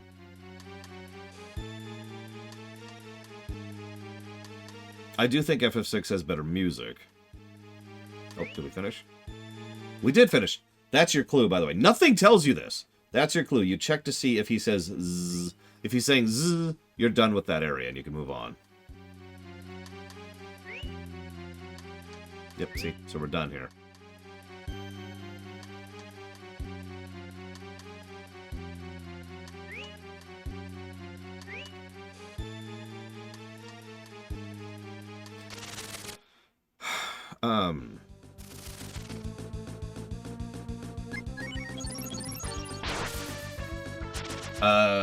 We have not finished a run. Yes, J. Palmer, but we've never vetoed a run. Well, let me put this differently, Ross. FF6's music will score better than Chrono Trigger's. And it will. I'm just going to tell you that right up front.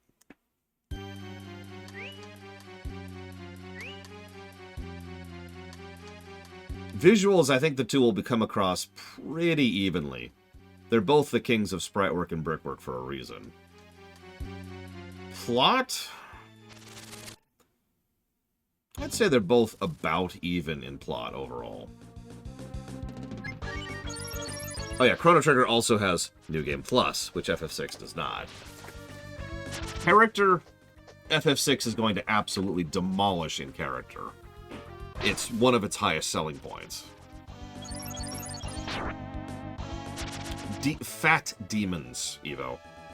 Yes, this woman is the is turning into the gluttony demon. Might be a better way to phrase that.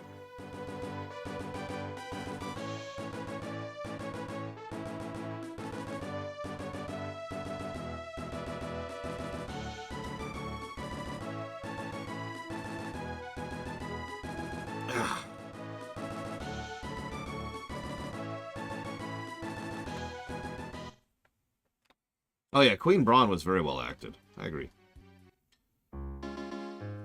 Yes, yes, that's the way. Keep it up. Yep, we're done with this section. Next. I actually got stuck here once because I couldn't find the other sections.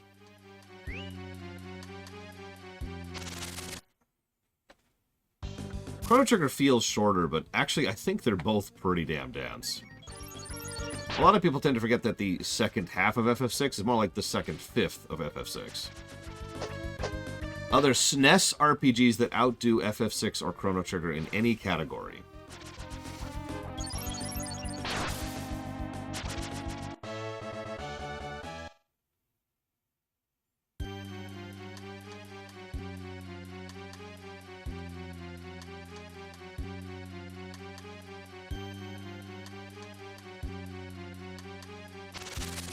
No.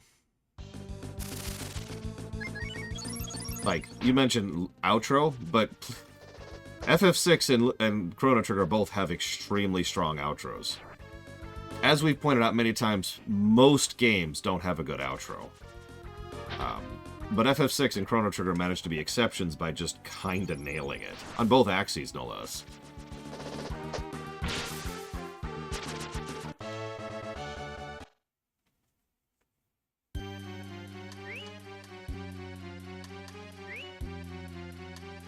I don't even remember what formations do in this game, to be completely honest with you. It's not like BOF 3, where formations can fundamentally change your stats. And you could break that. That's true. Earthbound would win on localization. That's a good point. So Earthbound would actually have the best localization. Into English, at least.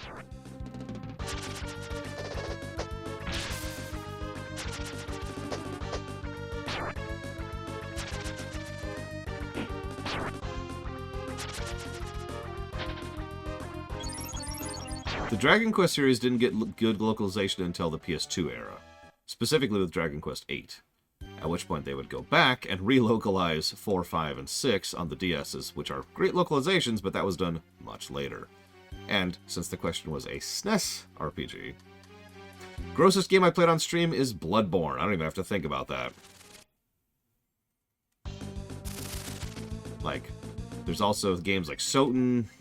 There'll eventually be the Ninja Gaidens. We, of course, had Fran Bow, which was awful. But no, it's Bloodborne. Bloodborne is just...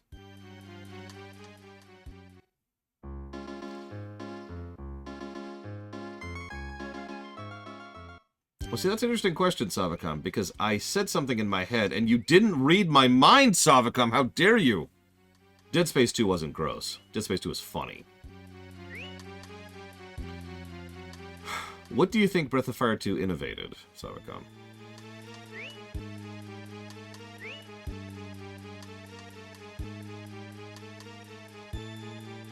Hey, Czar. How ye be? BOF 2 did not innovate grossness. Contra and Ninja Gaiden are both arguably grosser and are NES games. Town building. You know, I might actually give you that one.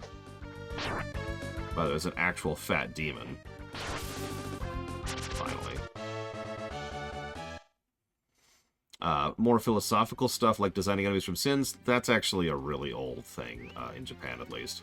Bad gameplay? No, I can think of NES RPGs that have worse gameplay than this. We haven't reviewed it yet. Also, Secret of the Stars predates this game, and I don't think this game will beat Secret of the Stars. Poor music.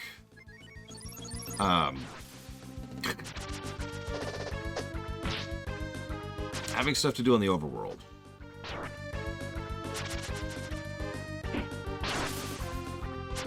I might give you that one.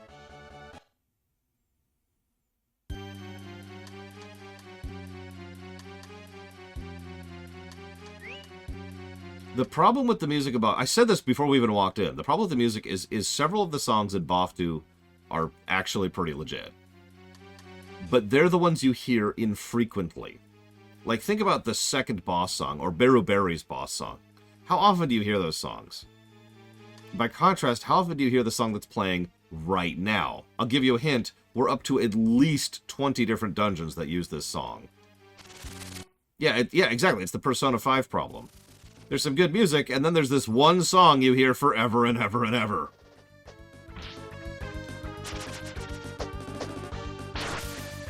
The fusion system is pretty cool. I'll give you that. And speaking of which, if I haven't given pauses for it, I need to. Let me jot that down real quick.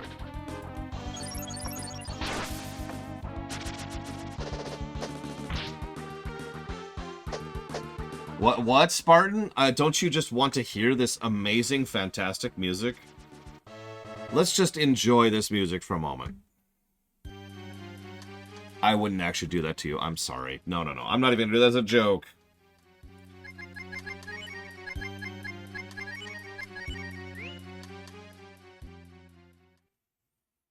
Behold. The game has the option to disable the music.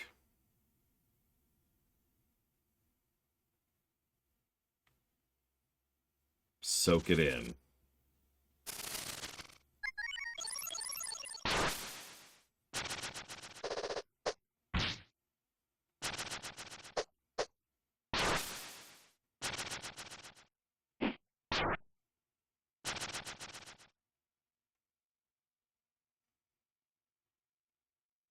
I'm not giving a plus for an extremely limited option like that. But I'm also not going to give the music more negatives, which I could do, because of that. Okay, we're done here. Mechanicus test. Okay. Sure. Why not?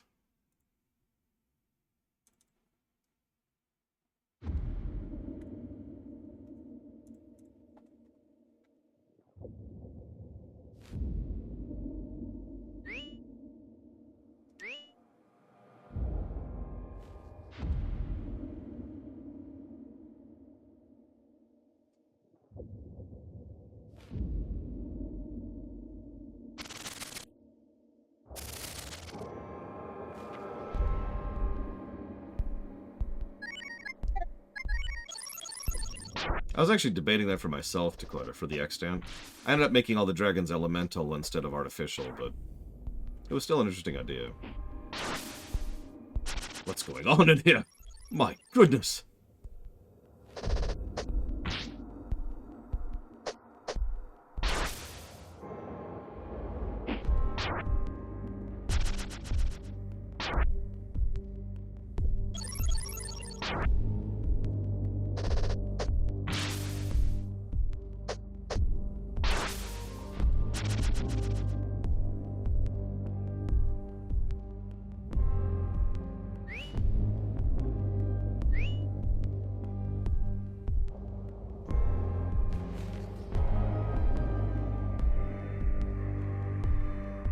There's actually quite a few differences, Saber for Wife.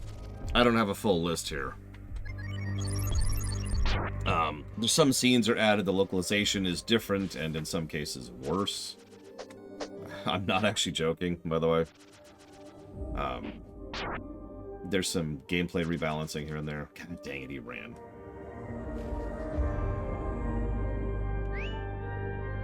I love fresh pineapple.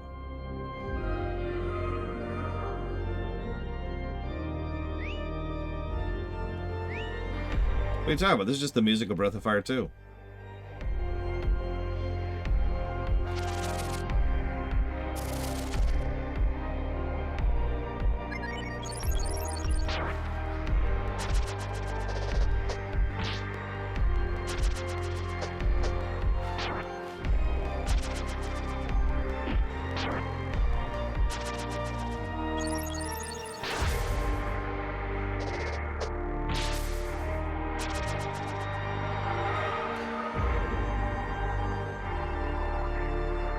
Combat X.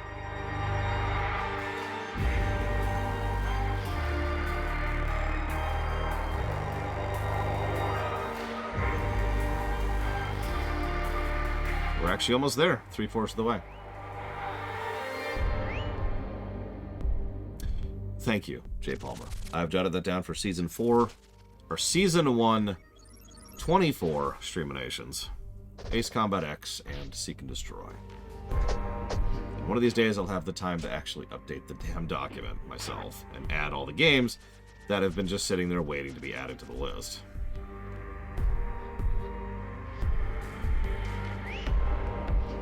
Which I have not done. I know, right, Alchemist? That was my first thought. I was like, Mechanicus for the Flesh Dungeon? But no, it kind of tracks. No, it's okay. I've had a bunch of games added over the last week, and I just haven't done it yet because I gotta do that.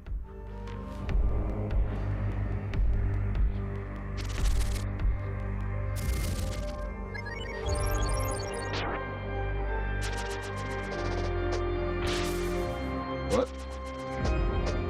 He's saying something. Oh, it's my niece. Hey, kiddo. Sorry, I couldn't hear you out of the game right now. Seat. I'm sitting. My niece is stealing my candy. No! Yes, just stop giving me money. That's all you need to do, really.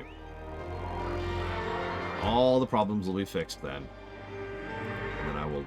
Kinda gross. Yeah, we're inside a woman's organs right now, trying to clean out all the fat out of her body. Yeah, it's pretty gross. Well, you see, she needs to take a diet. So we're killing her fat.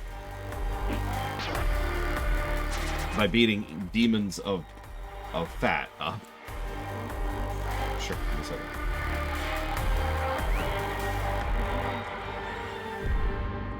Oh, we're done in this section. There you go. Okay.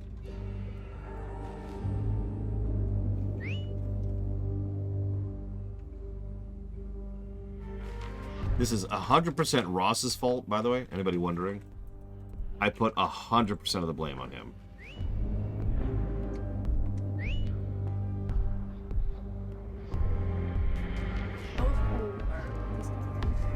Anyways, does that answer you, Gallico Master?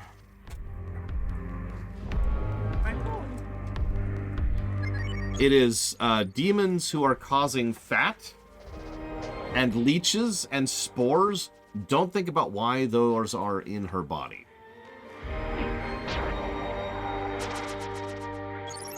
What has she been eating? Yeah. Yes.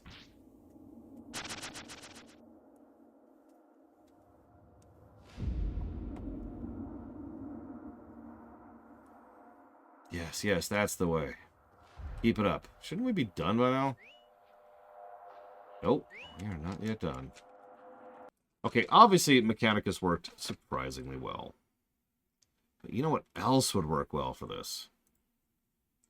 Is Mega Man, which just works for everything. Wrong one. Wrong one. Sorry, hang on.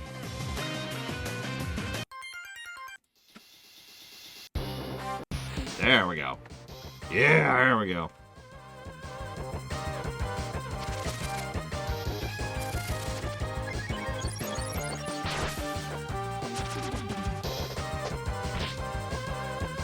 I turned off no encounters because we need to do random encounters for this dungeon.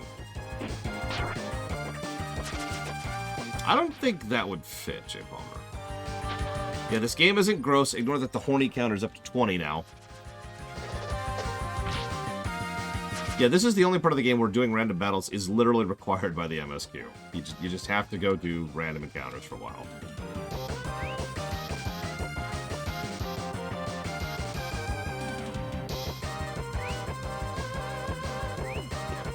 I think that's more... I think that information is in reverse, if that makes any sense, Saber for Life. In other words, I don't think JRPGs are bad. I think you guys have asked me to cover a lot of JRPGs. So we've just covered more of them than we have other genres.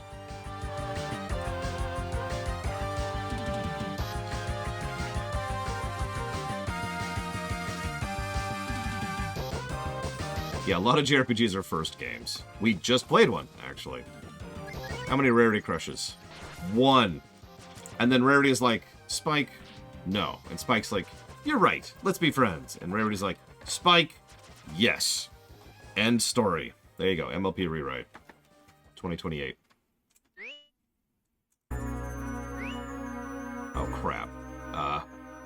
Spike? Spike, what are you doing with that giant evil mecha? Listen, oh my god, you've got a giant airship too. Okay. Okay. Please don't kill me, Spike. Please don't kill me. Okay, okay. The music's going. We're okay, we're okay. Oh god, boss fight! Sorry. I knew that was coming. Listen, nobody's interested in friendship in a game, excuse me, story called Friendship is Magic.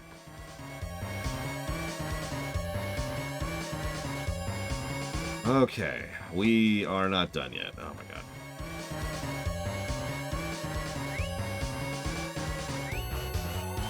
Yes, they literally weaponize friendship. It works surprisingly well. It even makes sense. But yeah, no, let's be clear. A lot of my favorite games of all time are JRPGs. Dragon Quest XI, Final Fantasy VI, Chrono Trigger.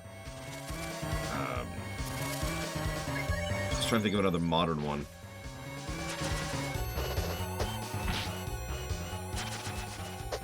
I swear there's another modern one. I just can't think of.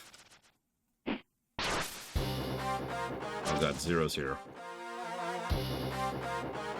I just said Dragon Quest XI. Dragon Quest XI is awesome, though. That game has no right to be as good as it is.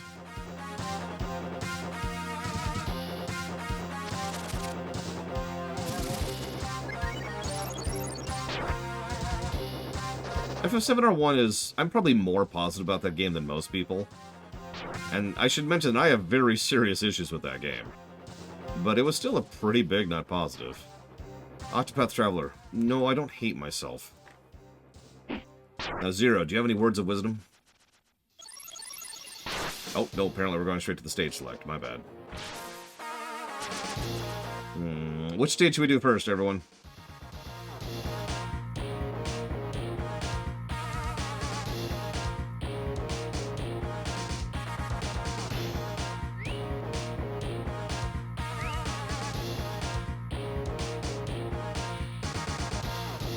Electric Baboon. I mean, FF7R1 did a lot right. Characters being king.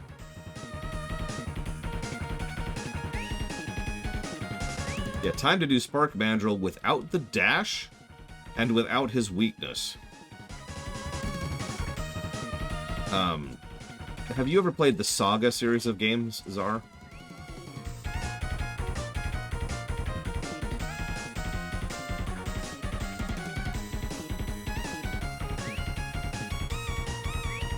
I mean, there's a reason it's called girl porn, Evo.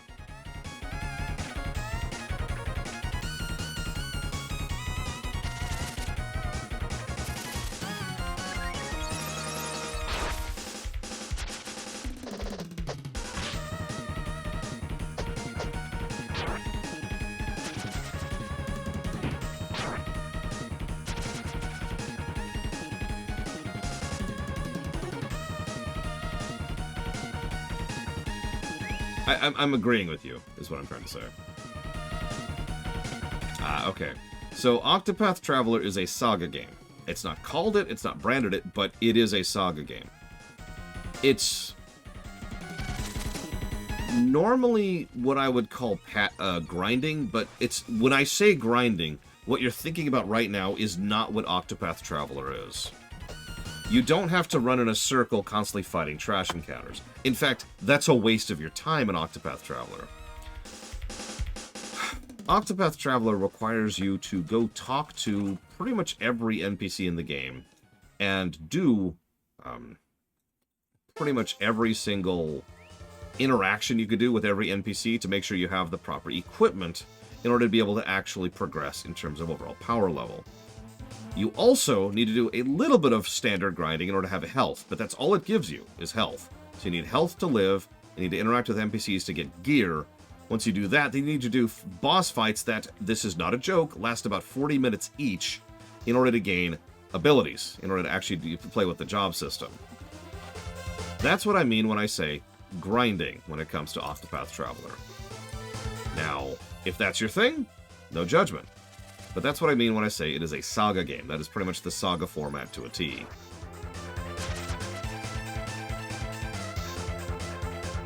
I hated Octopath Traveler. And it's not even one of those games where I could be like, oh man, the story is totally worth it, because it isn't. Oh yeah, I should also mention the difficulty cliffing. So, the way Octopath Traveler is formatted is you've got all 8 characters. They have a chapter 1, a 2, a 3, and a 4. Doing everyone's first chapter is pretty legit. There's some decent story there. There's some good gameplay. It's neat.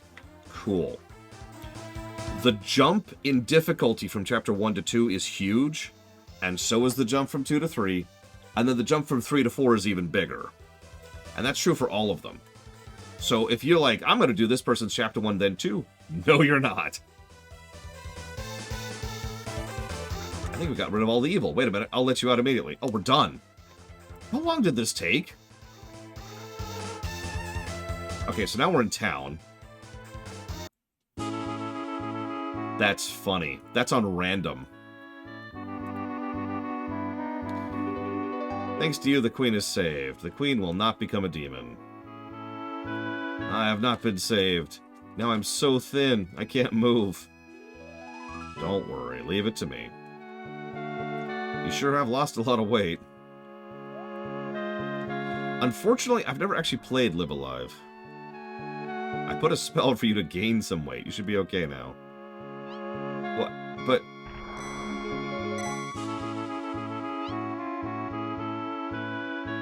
Isn't this strange? You're not as good as you used to be. I guess you can't fight age.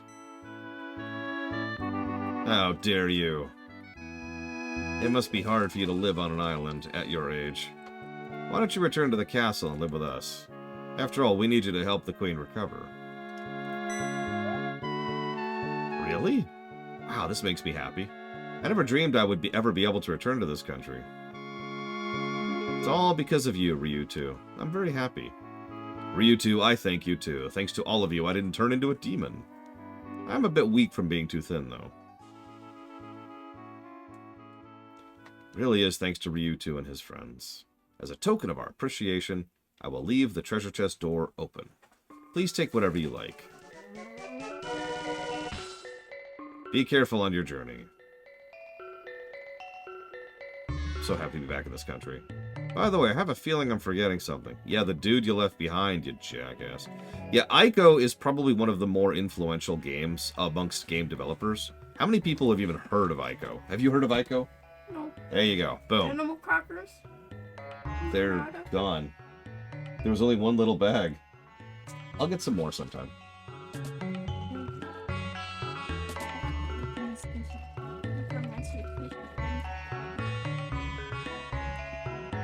Wait, what? I have heard of it.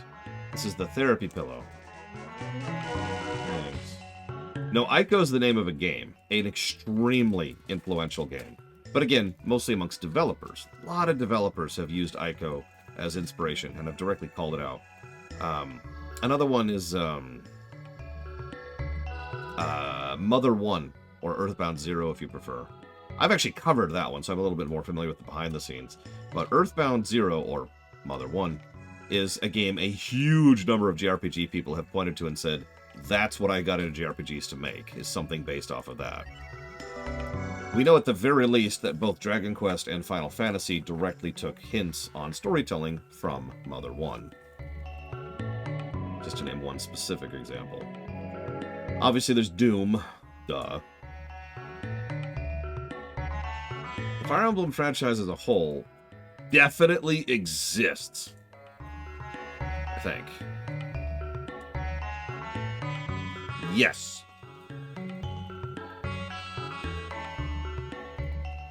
When did Phantasy Star come out, if you don't mind my asking? The first one.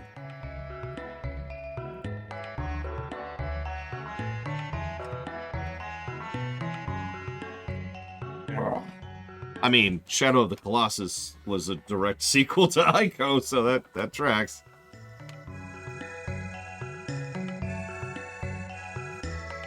87. Interesting. I only ask because sci-fi elements have been in JRPGs since Final Fantasy 1. To my knowledge, the first one to do that.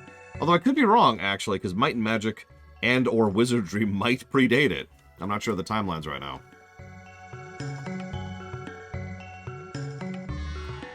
Oh yeah, let's not even talk about Zelda 1. That game. There's a reason I just call it the Zelda genre and just say, yep, over there. Zelda game. Okay, what am I doing now? Oh, I've got the pillow. I'm so down in the weeds, I kind of forgot where I was. Okay, so now we get to go to the third terrible dungeon in a row. We did High Fort. We did the Queen. Now we do this crap.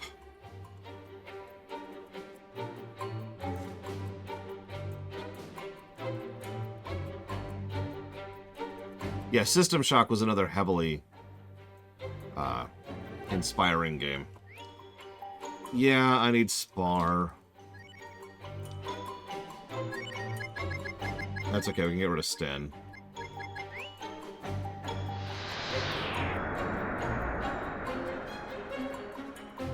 I do know Star Ocean was directly inspired by Phantasy Star. They mentioned that. Which is a shame, because Star Ocean is like, it's totally a sci-fi. No, it isn't.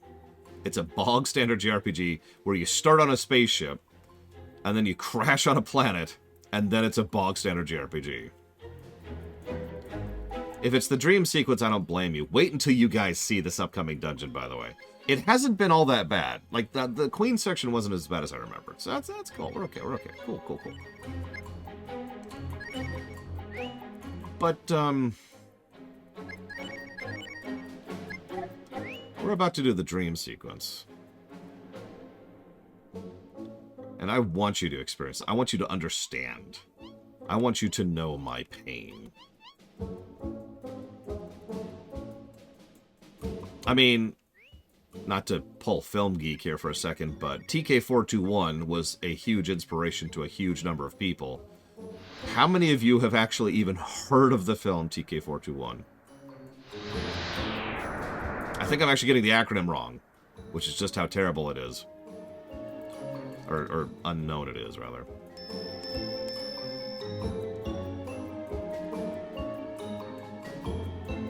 It is a film by Lucas. And, I've actually seen the film. No, not the Stormtrooper. It's actually what the Stormtrooper's named after. Yep, it was his first weirdo film. There's actually a lot of bones of Star Wars in that film. Is it THX? God, I don't remember.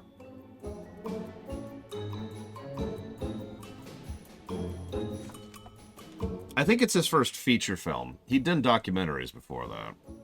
Ultima predates everything. That is an... Unfortunately, Alakabeth, or Ultima, is an extremely influential game, despite being total trash.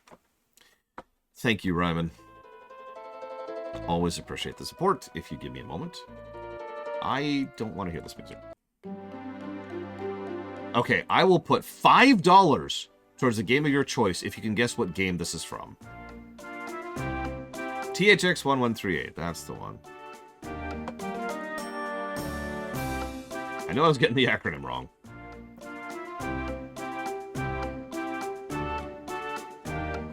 KOTOR 2, Starfield, and the BRPG blog. You got it. You've got 20 seconds.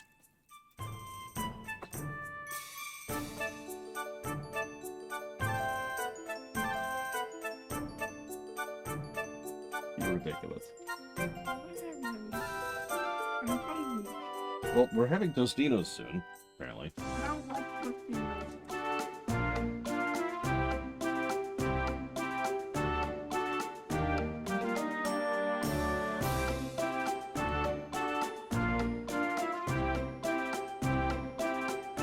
Yeah, I don't have any Sid Meier's music. In general, actually. All good guesses. It's a PS2 game. That helps. Shining Force Neo. Surprisingly good game. The game nobody's heard of. But alas, the fun times have left us. It's time to return to the nightmare.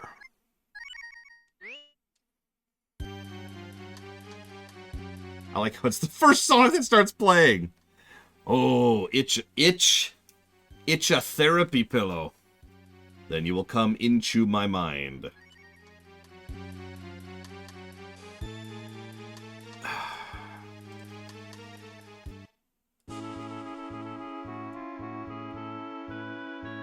Welcome to hell.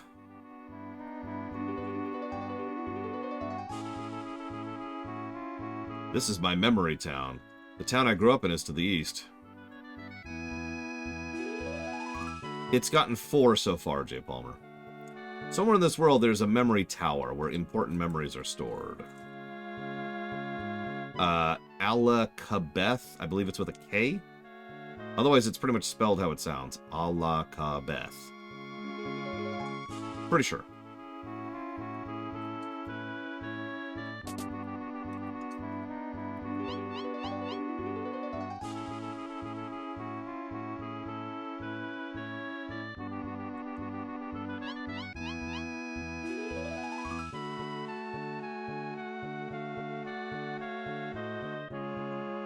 I don't think I've even heard of that game, Magister. Not that that's surprising. I hear about games I've never heard of all the time. There's a lot of games out there, as it turns out.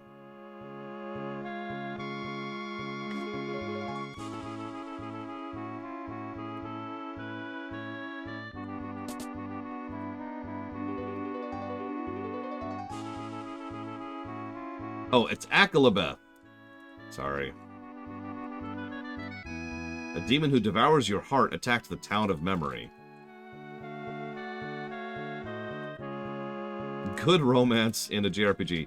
I'm not sure I'd list Xenogears on that list. The game I like the least or hate the most from my childhood.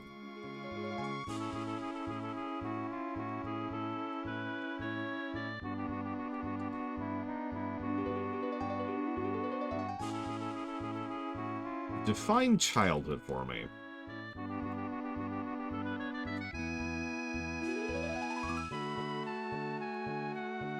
If you go north, you can go back to the town where you were much younger.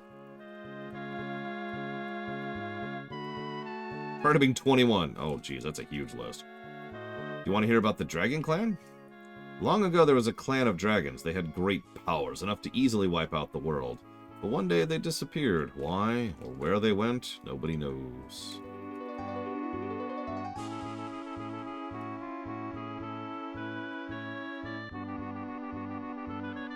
By the way, good JRPG romance, and I know I'm going to get some hackles for this, I just don't care. Final Fantasy VI.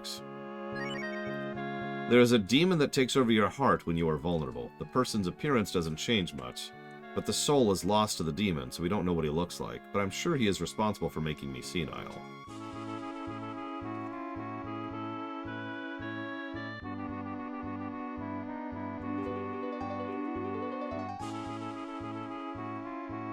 I would agree with Lufia, too.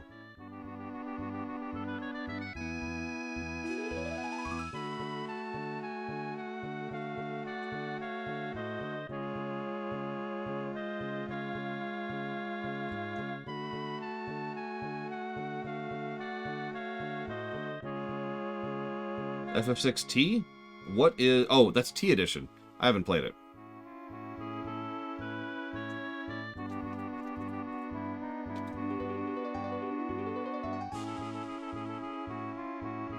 So I don't know.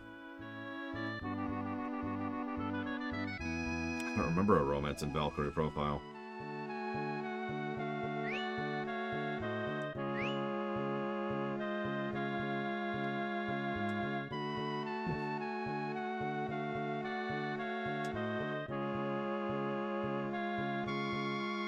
Oh, welcome. This is Memory Town. What? There are 3 towns? That's strange.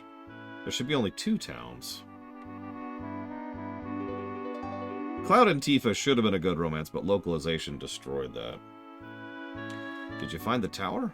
I believe you could see it from the lake in the west. Yeah. Okay, so most hated game from 21 and under. God, that's a huge, gargantuan list of games. However, since you have opened up the floodgates on that, so to speak, there's really only one option there.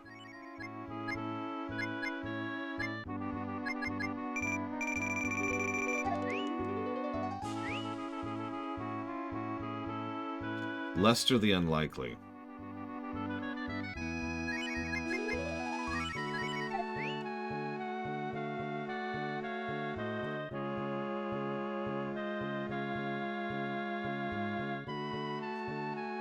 I will never forgive that game. I will never forgive that game.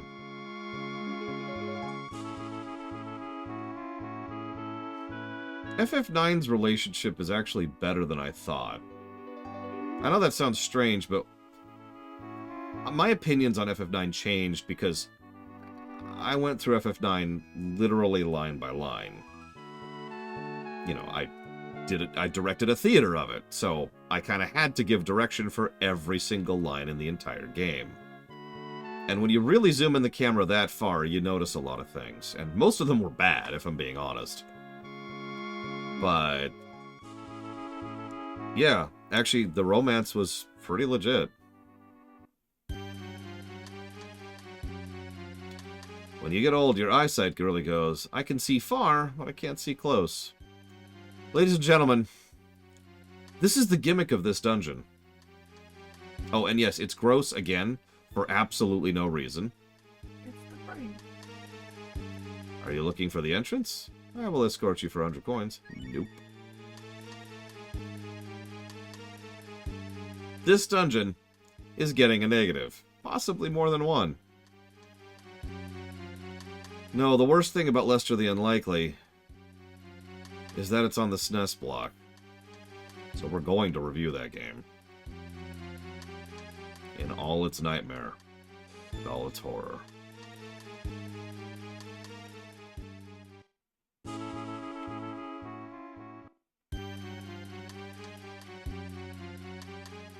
Ah. The SNES block is nowhere near funded, last I checked. Okay, fine.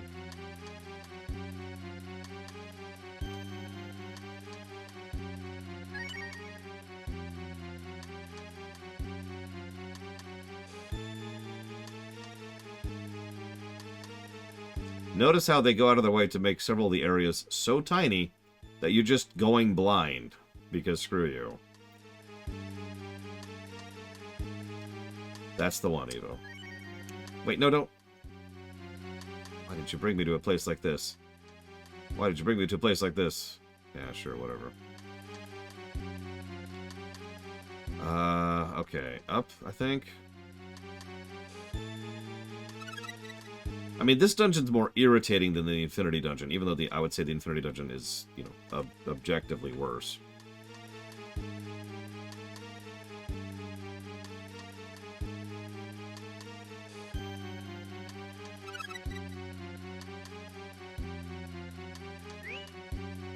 What does BT mean?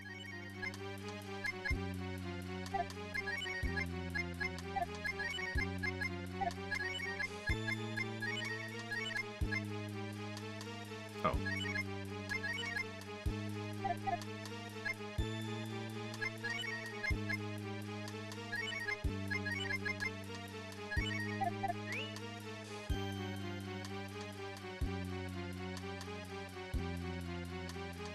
You know, I have said for years that the Infinity Dungeon is the worst final dungeon I've ever played. To date, that has not been surpassed. I'm not saying it won't be someday. Just that it hasn't yet. FF13's final dungeon will be at least in the running for that. What's your least favorite, Ross?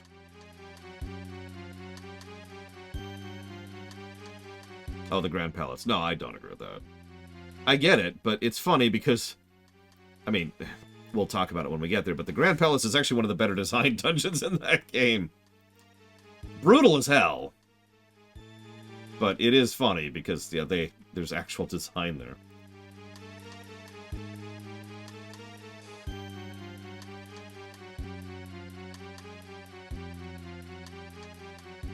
And if you die, you don't go back to the beginning of the game, you go back to the beginning of the dungeon.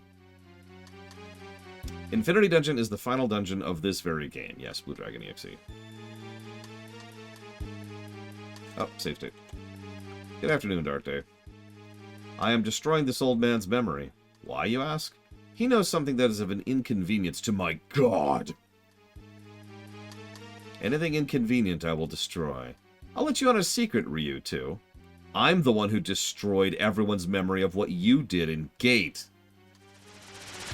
So, this isn't really well handled, but I like the tie-in here. This is Sloth, by the way. So his name is Aruhamel, which is a terrible translation of Alzheimer's.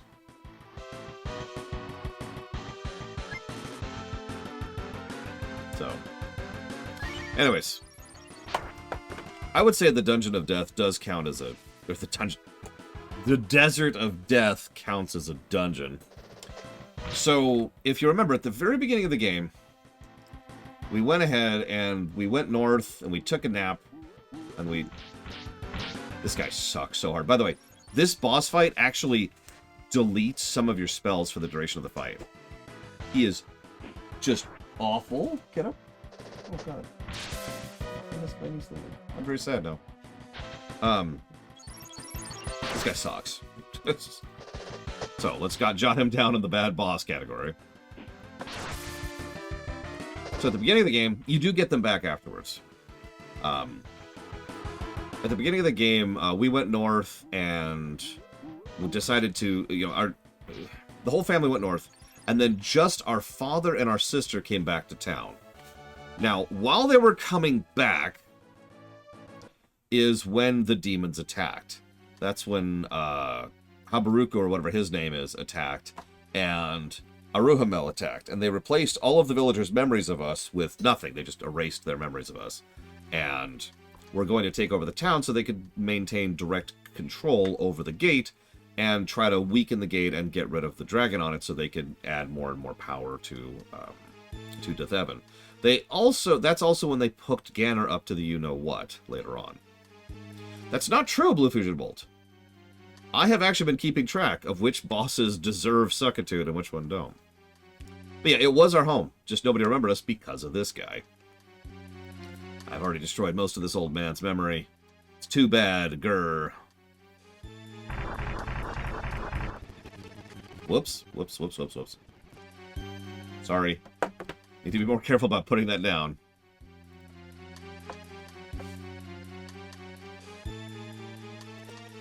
The good news is, we are officially over the hump, if you can believe that. This is the last really awful sequence, by memory, in the game until we get to the final dungeon.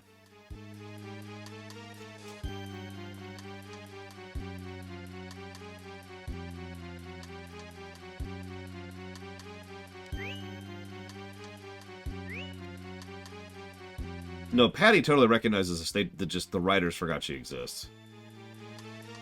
I'm not really making that up, by the way. The demon got to me, so I can't remember too well.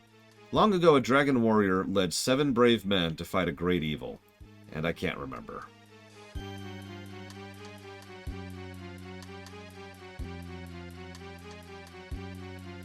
It's not clear in my mind, but there is a man that used the powers of the demon to possess people to do horrible things. And that man's name is Habaruku. Our god, that's what the demon said. A devil. Sounds bad. A devil that uses a demon like that. I can't remember.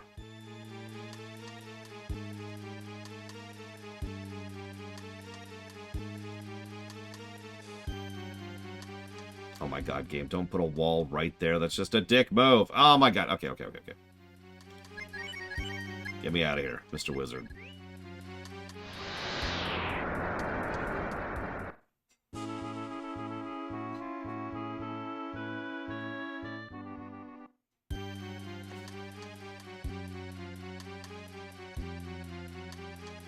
Believe it or not, no, you cannot, Crazy Horse. Because just like in BoF 1, what it's doing is it's not rendering things near you. So all you can do is make it worse.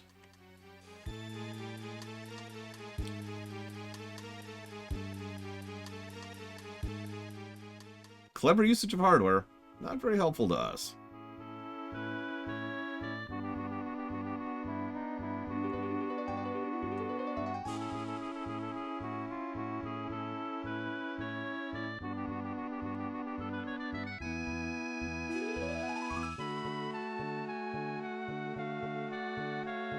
Oh, welcome. This is Memory Town. No, there's no 3 towns. Oh my god, yes, I get it. Where am I going? Right. I'm going to the right. Viscerality is 3 separate categories: visual, audio, and impact. The example I always default to is a gun. A gun should look fun, it should sound fun, and it should feel fun. Viscerality is that pseudo-intangible enjoyability of simply doing things in the game. A spell should look cool, an attack should look and feel cool. You get it, right? Viscerality is one of the things BoF 2 does pretty well, and I will give it credits on that. Thank you for defeating the demon, children. Thanks to you, I feel like I can remember something. And that something is... That something is to get Spar at the front of the party. Do you have anything you want to ask me? The power of the devil is coming closer. The power of the devil is taking life away from the trees. As long as the devil is not destroyed, this world will continue to lose life. There are people who live south of here who will fight this creature. You must meet them. Oh yeah, fun fact, that whole section we just did, it is mandatory to have Spar for that section. So that sucks. Our god, that's what the demon said. A devil, it sounds bad. Maybe, I don't remember. It's not clear in my mind. There's a... Games that do viscerality poorly. Yeah, sure, tons of them. System Shock 1. Kingsfield 4. Most early RPGs.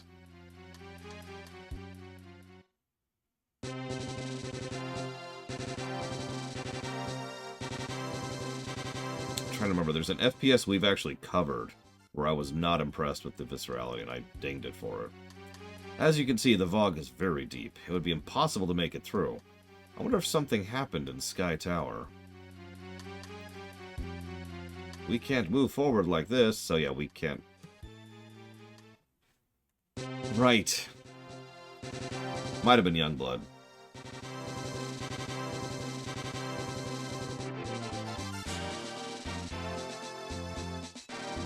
So now we have to go to Sky Tower. Where do you think Sky Tower is? For those of you who don't know. Where do you think Sky Tower is?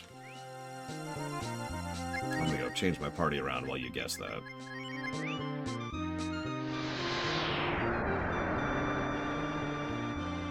In the ground and in the sky are both good guesses.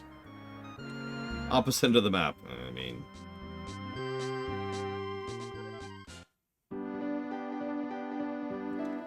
Brigwin wins. Sky Tower is underwater.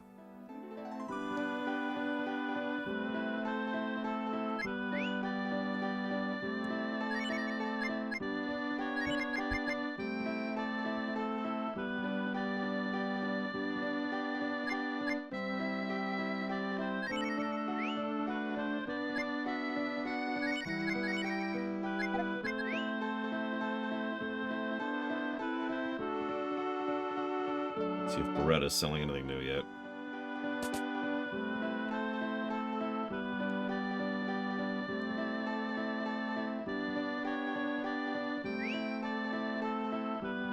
Ooh, she is.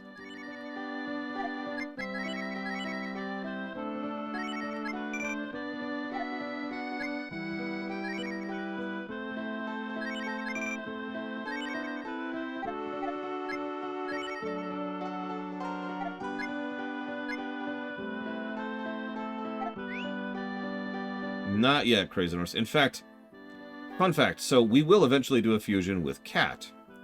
Can you guess how far into the game we will have access to the fusion for Cat? We're not 100% sure, Crazy Norse. The last dungeon is again correct! Brigwin's just knocking it out of the park here. Yes, the final fusion that we get in the last dungeon is the one that's really useful for Cat.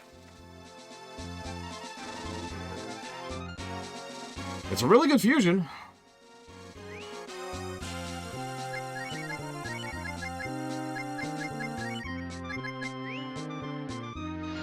Ryu does not have any fusions, and nor does Blue. Everyone else has one, except for Spar, who has 3. There's no New Game Plus. Kind of a shame. A game like this could actually benefit from New Game Plus. Although, I guess that's not saying much, because I think virtually every game should have New Game Plus.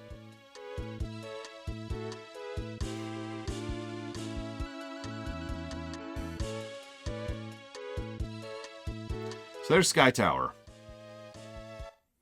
Remember, you could pick up to 3 things, even for something like that, Ventures. So pick 3 things, or else be destroyed. I mean, both of these are acceptable outcomes, but it really is up to you. Oh, absolutely, Sabacom. I've even been thinking about it when I go through it. You got it, Ventures!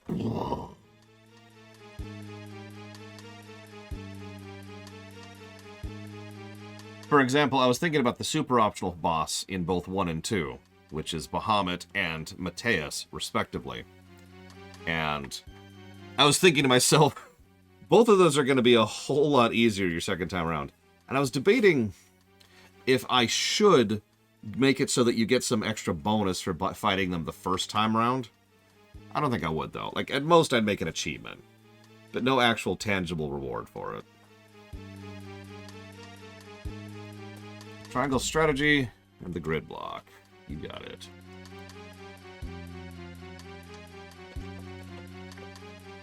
Why are you fighting Bahamut? Well, obviously, he's like, alright, listen. Y'all suck. Okay? So, you gotta prove to me that you must prove your worth. How would you implement New Game Minus?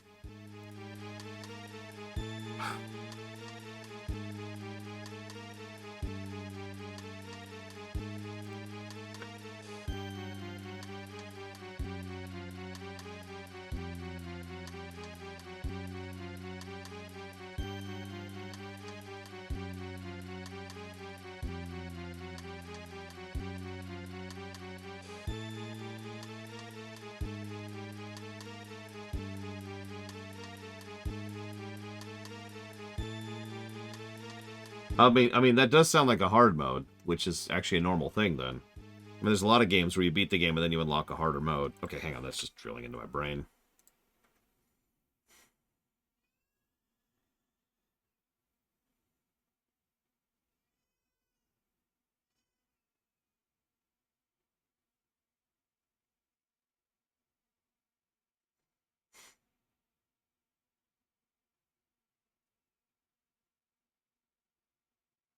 Yeah, no, we're actually getting close to the end of the game. But first, we have to do a terrible dungeon. I know you guys love terrible dungeons. It's one of your favorite things to do in this game.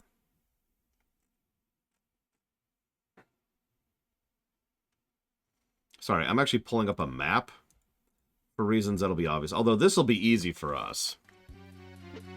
See, here's the deal.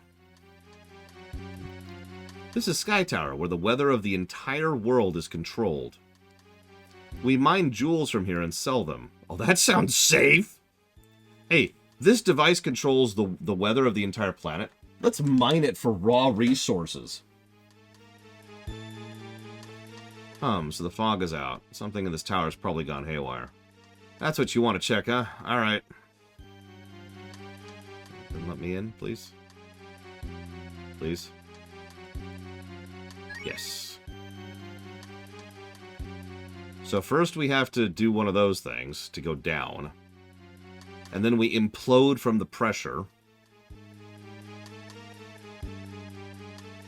And now we have 3 minutes to get through this dungeon.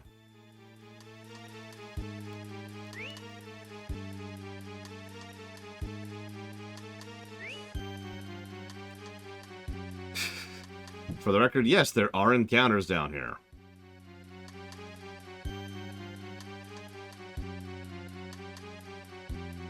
Hang on, I'm trying to figure out where the hell we are. Oh god, I lost where I'm at on the map. Where are we?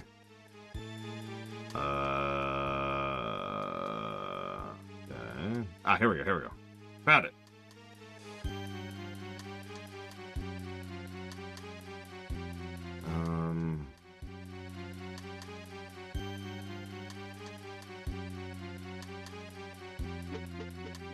It's okay, there are air holes. Encounters do eat into your time. Last I checked. I should verify that.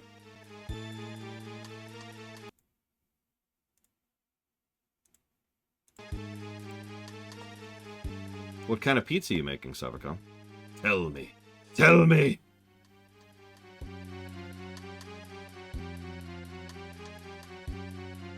Of course there's water jets that only serve the purpose of slowing you down.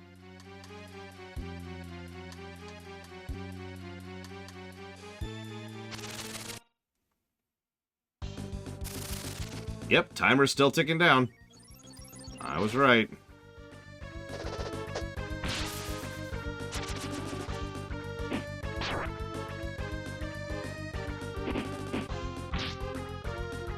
Yep, Warcraft copied this game.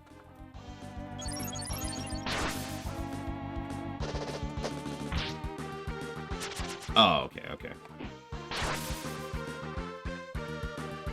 No judgment, Savako. No judgment. A friend of mine actually has a, what do you call it? Like a pizza tray? What are those things called? A thing you put the pizzas on to make them cook better in the oven.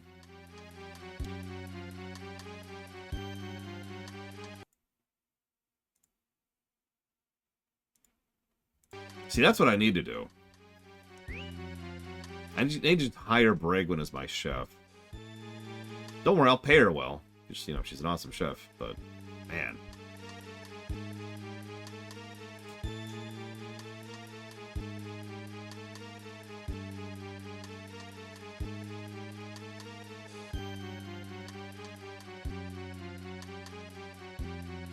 There's no air here. If you want to go back, now's the chance. I'll be fine. Oh, God! There's a lot of dead ends here, by the way. I have not eaten Bragwin's cooking, but it sure looks good.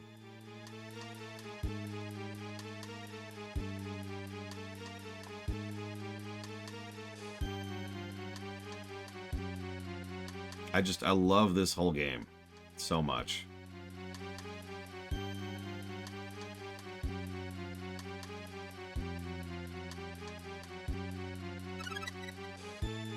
It depends on what you're doing with my sister, Evo. Oh no, the whole dungeon's just an FU.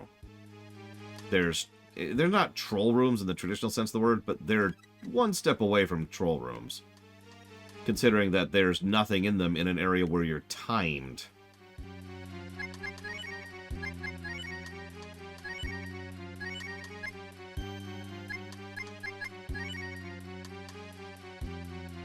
I mean, honestly, need I say more?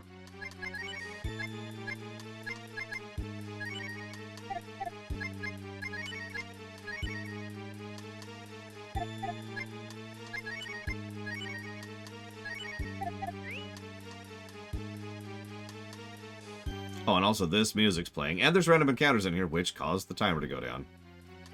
You better believe this is going to be a negative. Well, figure out what she's playing with your Warlock, and then do the same thing as she is doing. Oh yeah, the music speeds up when you get below a minute, by the way. I actually forgot about that.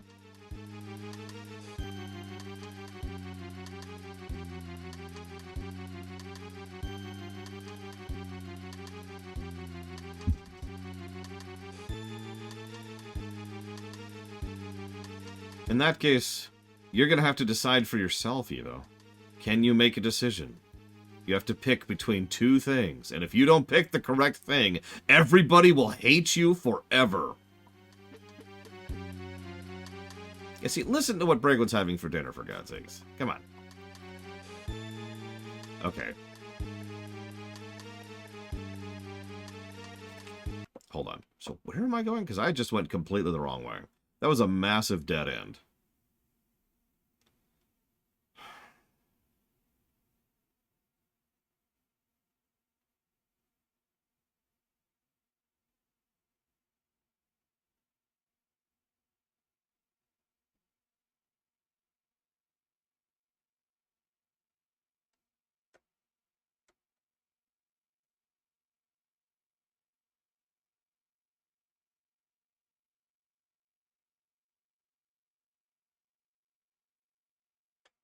Yeah, just flip a coin. Here, I'll flip it for you. You ready? Here you go, Evo. Here you go. Pwong. Okay, I know what the flip was. So you just have to decide what's what. Let me know when you've decided.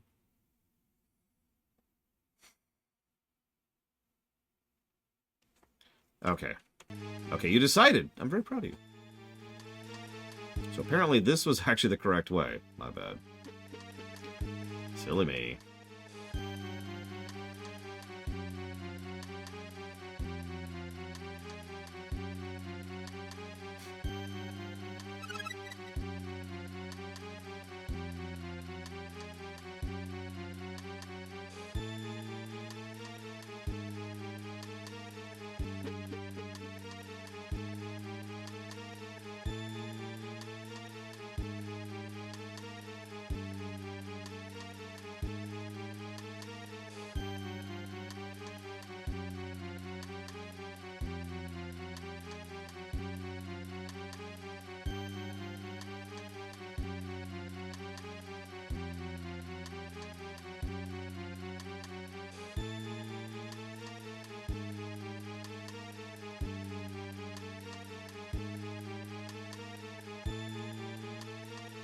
Hang on a sec, Raise the Norse. There we go. Okay, Jesus. Should not have been that aggravating. What's the boss of this dungeon like? Oh, you better believe it's going to be a great boss. You ready for this? You ready for it?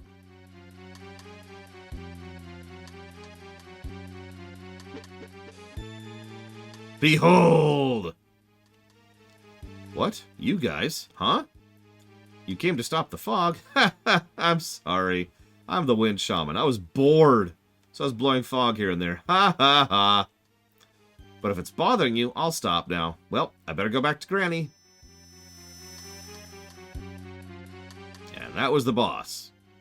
Hope you brought someone with the exit spell, because otherwise you have to do the whole dungeon again, in reverse. Oh my god, exit doesn't work. Oh my god, exit doesn't work.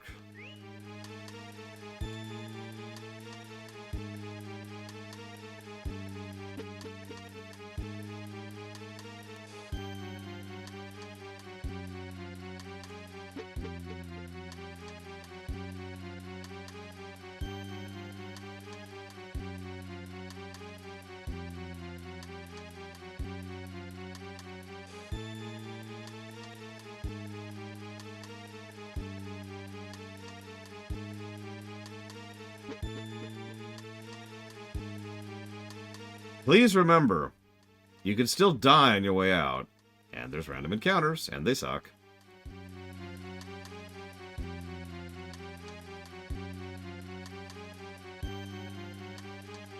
What's funny is 2 has been a lot better than 1 about backtracking in dungeons. 1 was particularly bad about forcing you to walk out of almost every dungeon you go through. But 2... Yeah, sure, if I'm cheating, J. Palmer, which, as it's worth noting, I am.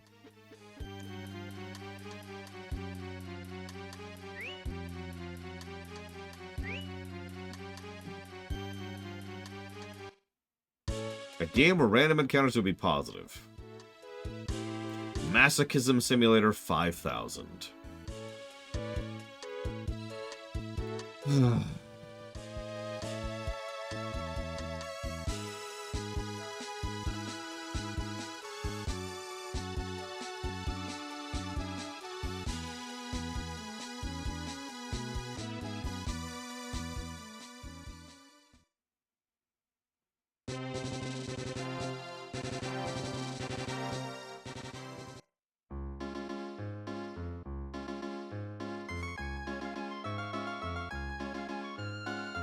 mean, that's just bravely default at that point, Crazy Horse. Seriously?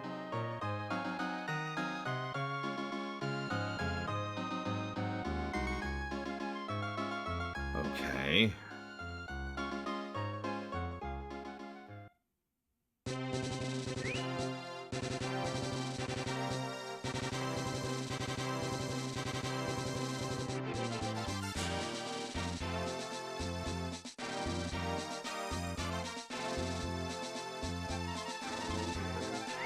I have a really horrible feeling I need to put Spar in my party again.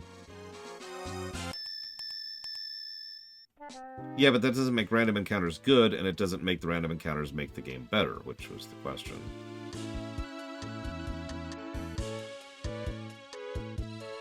Random encounters do not make Bravely Default better. There's just a toggle for them, which is a good mechanic.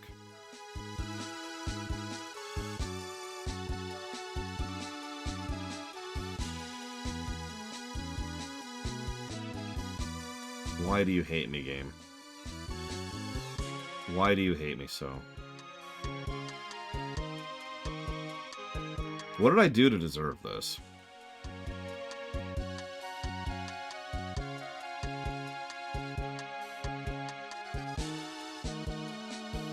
Like, that's how the universe works, right? You do something bad and something bad happens to you, right? It's totally not like random events happen periodically where, you know, things can just happen regardless of cause or source.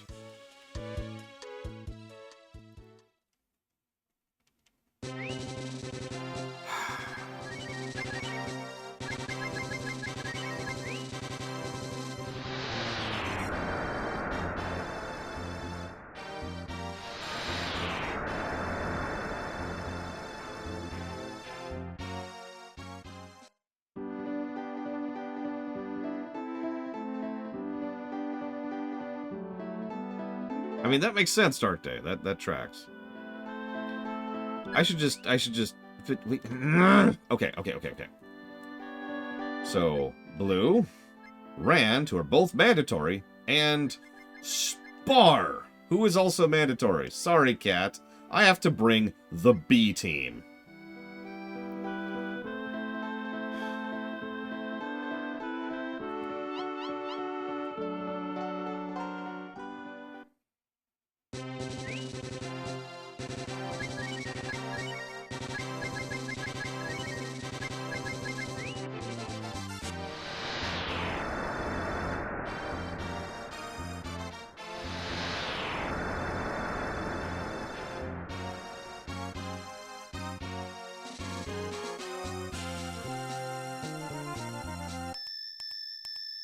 See you around, J. Palmer.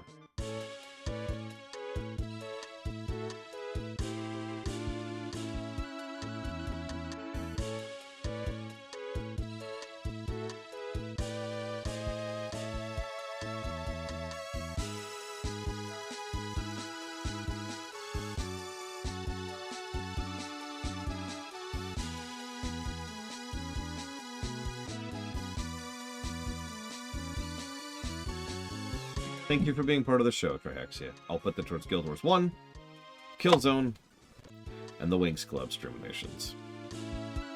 So what game does difficulty options best?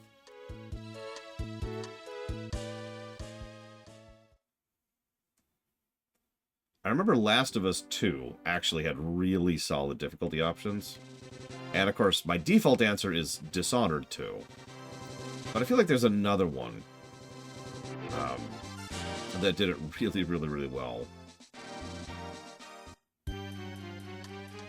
Alright, this is the most difficult dungeon in the game, everyone.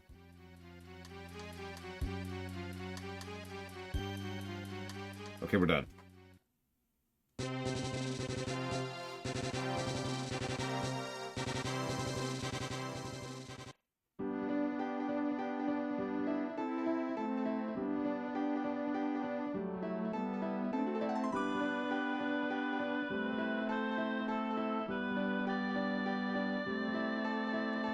So every single shaman in this game can be gotten if you end up, missing it for whatever reason.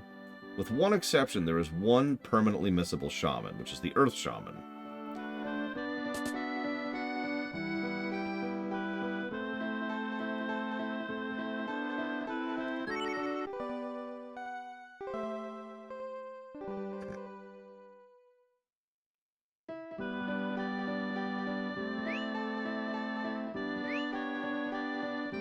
If you don't donate money to this stupid shrine, then you do not get the Earth Shaman. If we work hard on the garden, our prayers will be heard. Heave-ho! Got to go to Saint Namanda and pray for a good harvest.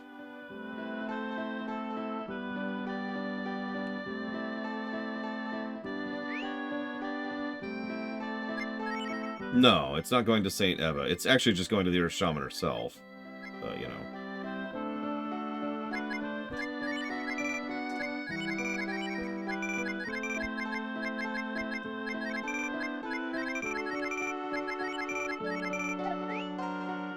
Yeah, Last of Us 2 had really legit gameplay difficulty options. Both accessibility and difficulty, which kind of serve a similar purpose. For a game that I very much did not enjoy, it did a lot right. Get out, you worthless rascal. Oh, Daisy, please calm down. We just want to build a church. Shut up! I only believe in Saint Namanda. Why would I let you build a church? Huff.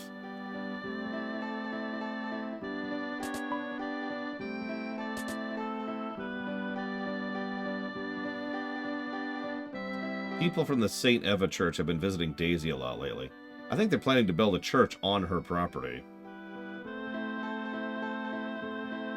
You know Daisy, next door, her son left a long time ago. And here he is.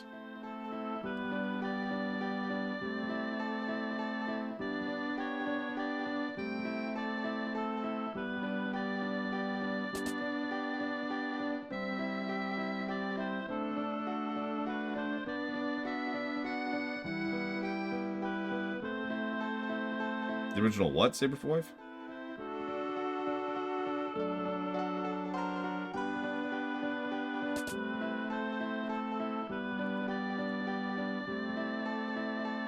Oh. I mean, I didn't like it, but it was a better game.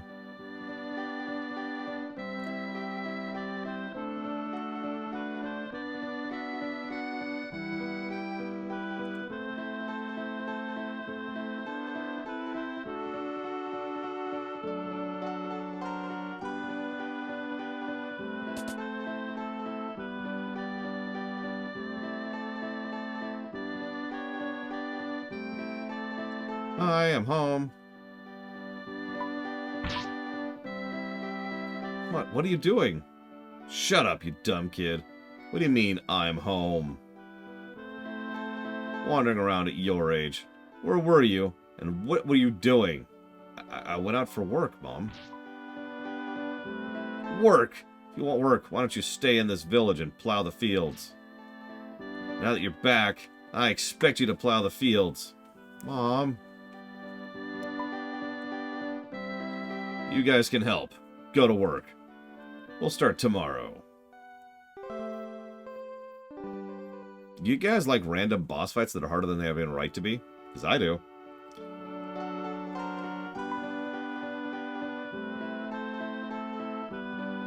If you work too slow, I won't feed you.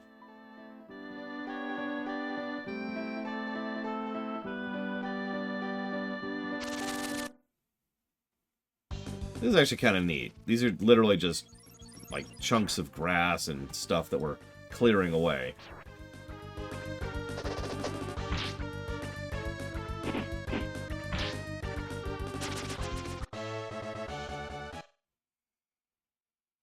Hello, Mr. Red. I am beating up tree trunks. And considering tree stumps are just an absolute colossal pain to remove in real life, yeah, I'd believe this would be a huge problem.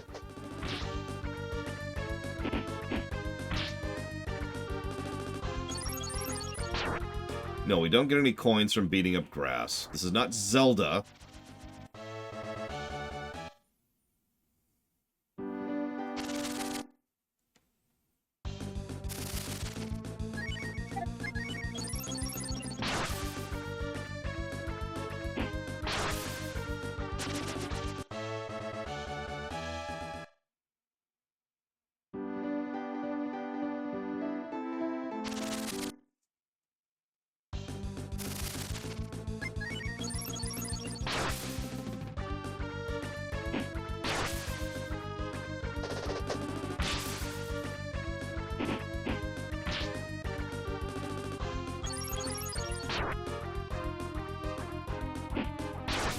You know, that's a good question. I don't know, Bladeable.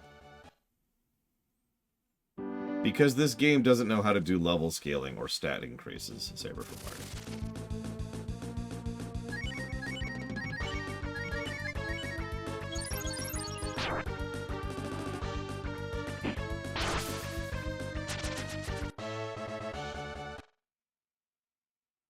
Well, that was easy. Boss fight! This boss fight actually sucks, too. That's the best part. So here's how this boss fight works. He sits there and does nothing for 3 or 4 turns, and then he hits your entire party for 100.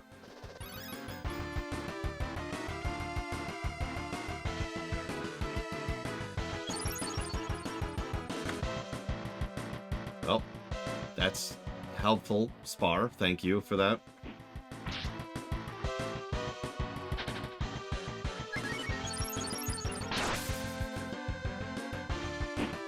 Please keep in mind, at the level I'm at, which I remind you is 99, that would be a quarter my health on several of my characters.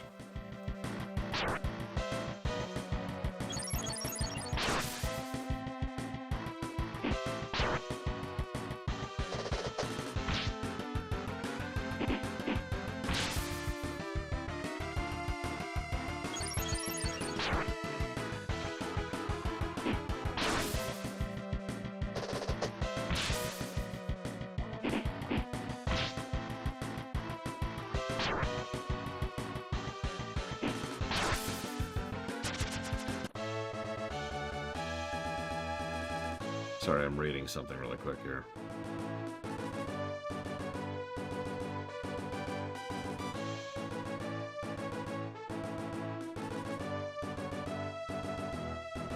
Yep. I remember this part of the game.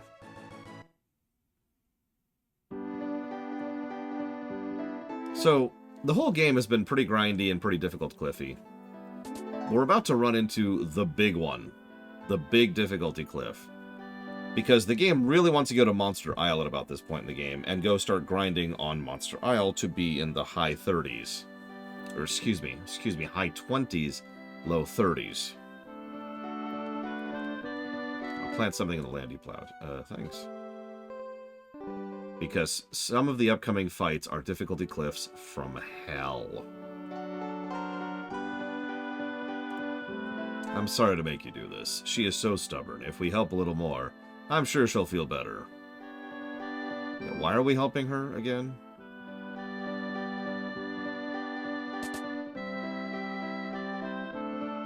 Like, what are we doing here? Like, we were like, alright, old tree, we'll help you. And the old tree was like, oh, I forgot. And we haven't had any direction whatsoever since then. We're just roaming randomly.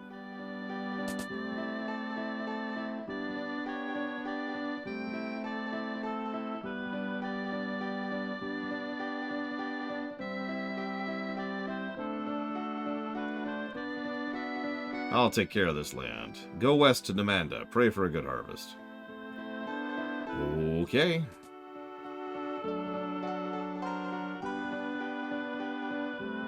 So which four flavors do they have, Ross? I mean, Lord knows I was crazy horse. Oh yeah, Rand has this ability. Now, you have no encounters while doing this, but it's hard to control, and the moment you stop, you are almost guaranteed to get an encounter. Even with no encounters on. I should mention, there is only one way to stop, and that's by doing that. So.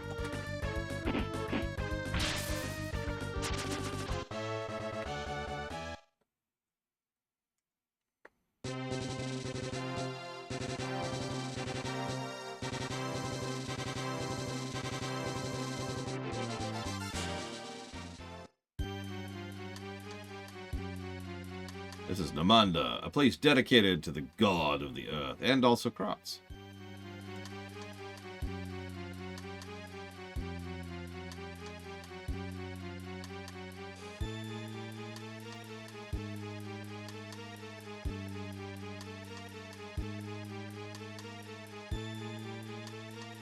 It's also training to fight off monsters like this. Yeah. Okay. Oh yeah, there's enemies in here. Because of course there are.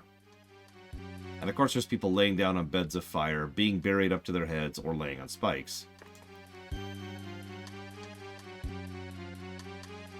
So, you know, that's cool. And a guy under the waterfall, obviously. We ring the bell when it's time for prayer. Oh, it's almost time. It's the music for every dungeon, Saber for Life. Except for like 3.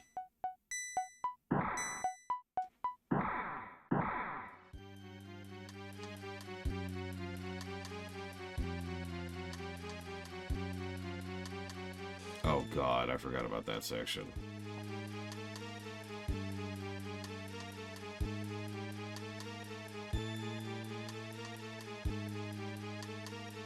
Well, whatever. I will donate coins. I will donate coins. I will donate coins. By the way, nothing tells you to do this. But that's not true.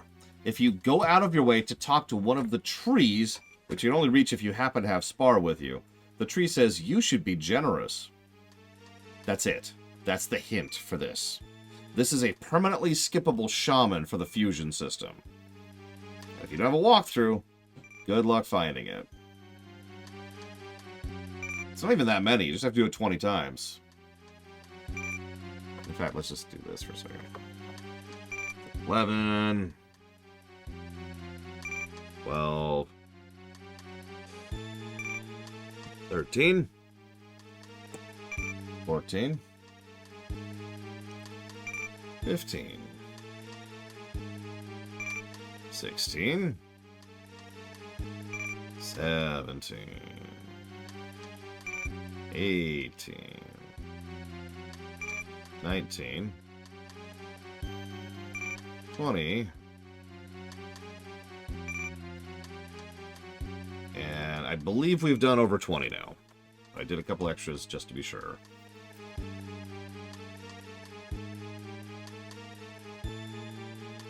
Now, the good news is we don't have to do the rhythm game that's in the room we were just in. And that's a good thing, because that rhythm game sucks.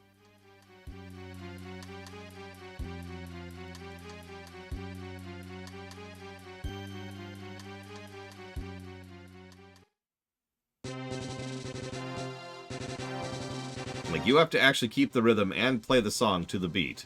If you do, you gain the spell Boombada. It's a gravity spell, so half HP on enemies. It's also a useless spell, so that's cool. Let's go fight a boss fight who is way too difficult for us at this level. In all sincerity, you probably should go and grind your face off at about this point in the story.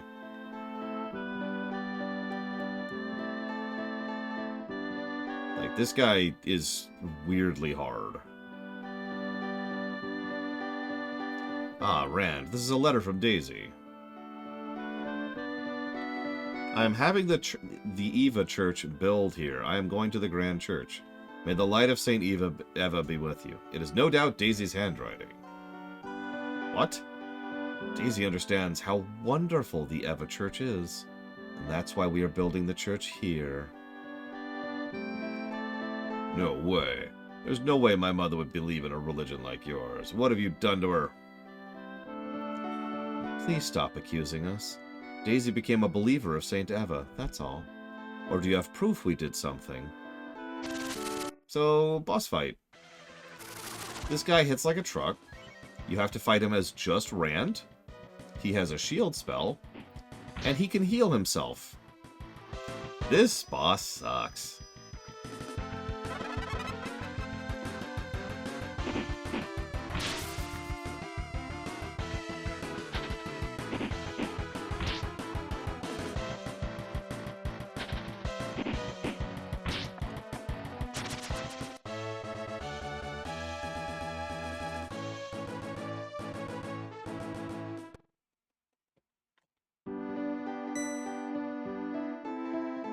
Oh, Father Ray. These people are being difficult. What? You're the ones taking over someone else's land. I have been told Daisy donated this land after identifying with the teachings of Saint Eva. That's right, and this man is mistaken. Mistaken? You have a lot of nerve. Stop it. I have a responsibility to protect the believers of our church. If you continue to act this way, you will have to deal with me.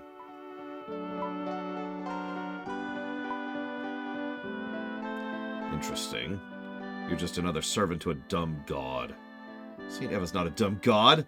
Someday you will also understand. Well, I don't understand. I don't want to understand. Get off my mother's land.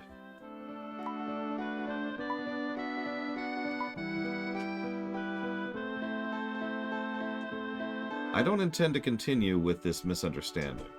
However, someday we will understand each other. No, the localization of this game is never getting better.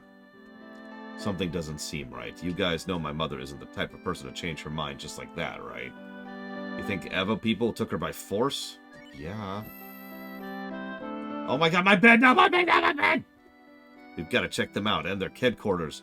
And about Saint Eva Ch. Saint Eva Ch. I think Saint Eva Ch is the problem. It's dinner time. Okay, thank you for telling me. Give me a hug. Hug attack. Hug attack. Draw your hand. You can't destroy my hand. My hand is too powerful. Wait, are you dead? I will heal you. Heal. I'm a zombie. Oh gosh, she's a zombie. No, don't eat my brains. Don't eat my brains. Ah, my brains now. Touch. I am now a zombie. Zombie hug. No, not zombie bed. Not zombie bed. No, don't make my bed a zombie.